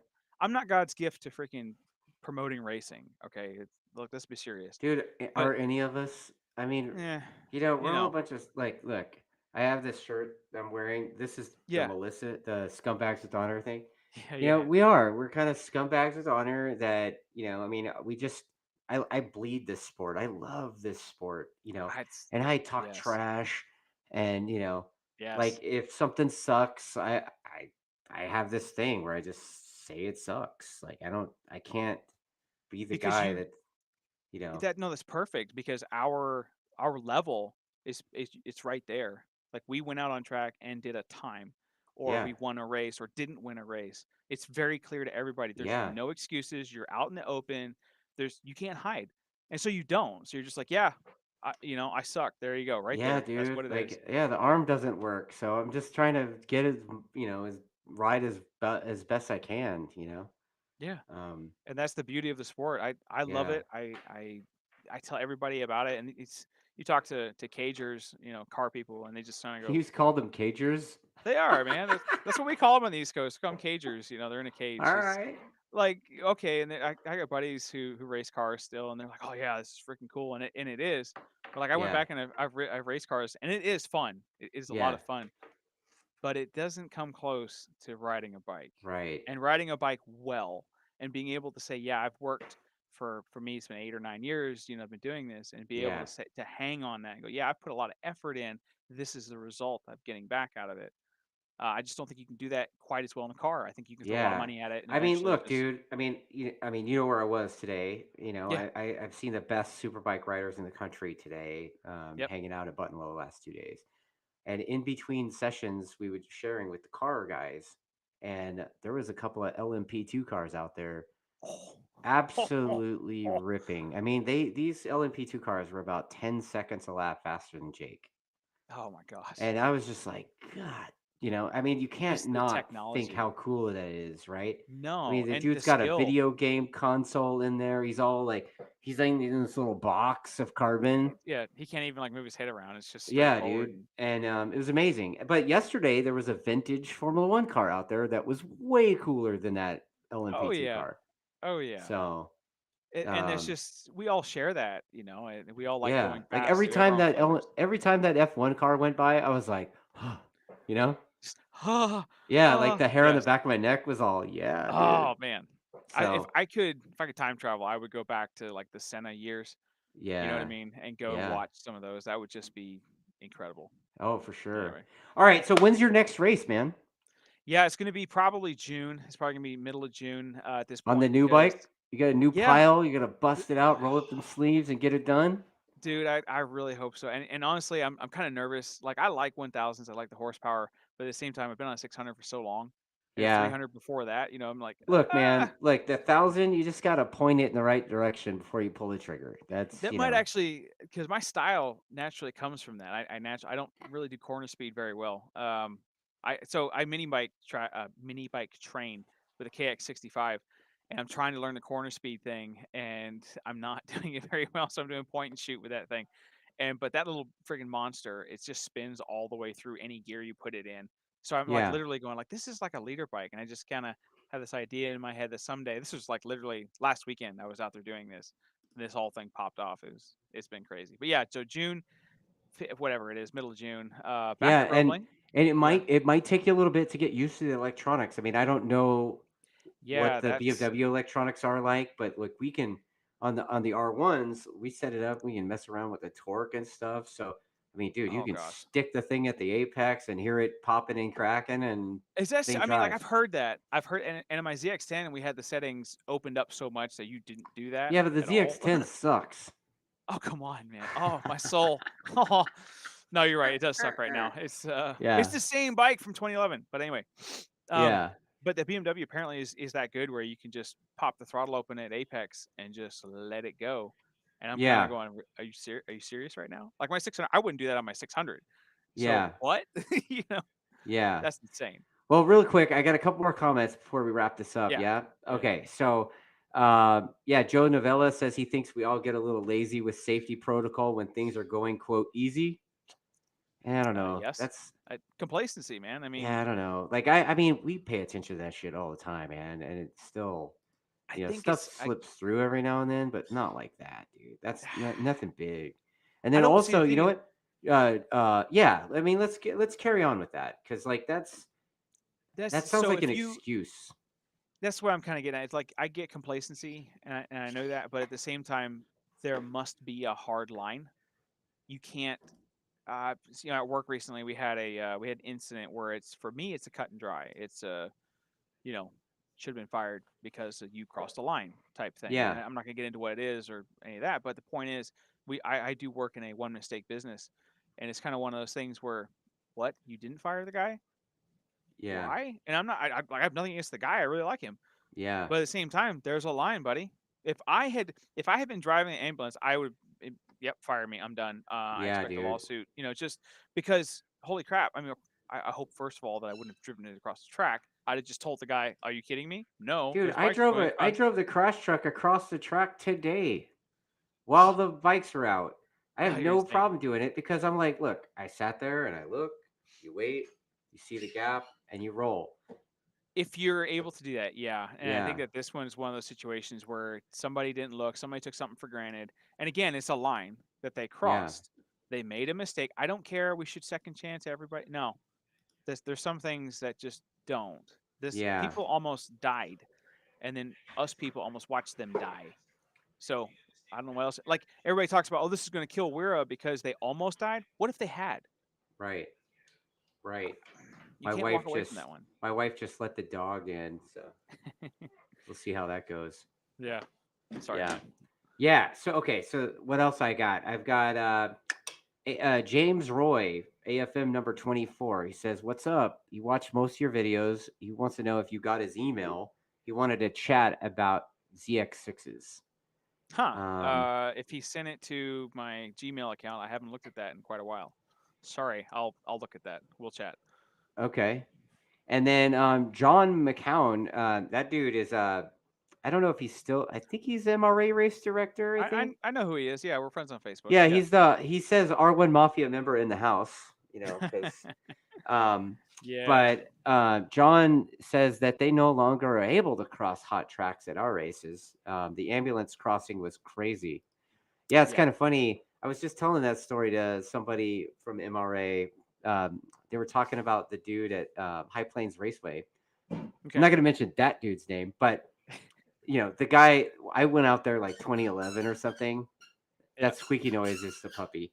Um, No worries. the yeah 2011, the dude asked me, he's like, hey, what do you think of this place? I was like, oh man, it's great. I was like, hey, but you know what, your photographer down there is in the impact zone and your crash truck over there is in the impact zone. And he's Suspicious. like, Yeah. well, I don't remember asking you about your opinion on that. Okay, fine. We'll just let that guy die and the other guy be a I'm fucking like, freak ball. wow, okay. Like the dude was like super dickish to me. So I was like, okay, bro. Like, I guess he was like, Man. I guess I was this close getting thrown out of that place at High Plains Raceway over that. So, Over that? oh Over that? yeah, Man, make yep, it worth it. Like I don't know, freaking wheelie your R1 in the pits or something. But this, yeah, no, man. yeah, That's man, just people. People need to just calm down. Like if you're asking a legitimate question, like if you can look over there, oh yeah, you know what? You're right. But no, I'm gonna make the call and say it's okay. yeah, Fine. But at the yeah, same time, like be okay with criticism. I don't know. yeah, dude. Well, you know what, Aaron? Been a fun chat, bro. Like super I fun. You're a talker, man. I like it. yeah. I'm And I wish you sorry. the I best of luck. I hope you whoop ass on your new pile. I And tried to. Yeah. We'll see. yeah, like maybe we'll catch up again later in the season, see how it's going. That would You be good. down? Yeah, I'd appreciate it. Yeah, Right definitely. on. If ever want to call back again, do this, no problem. Even though Yeah, it is dude. like I mean, shit. almost midnight here. Maybe I'll scumbag you into coming out and riding with us out west.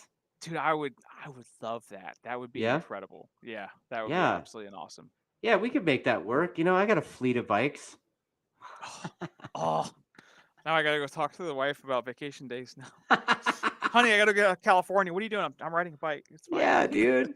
It's for YouTube. It's business. No. Yeah, yeah. All right, That'd be man. awesome, man. Well, yeah. I wish you the best of luck, but we're gonna wrap this thing. So I'm gonna let Thank you you for get having me, back to buddy. doing you. Yeah, I appreciate it. Thanks for everything. All right, man.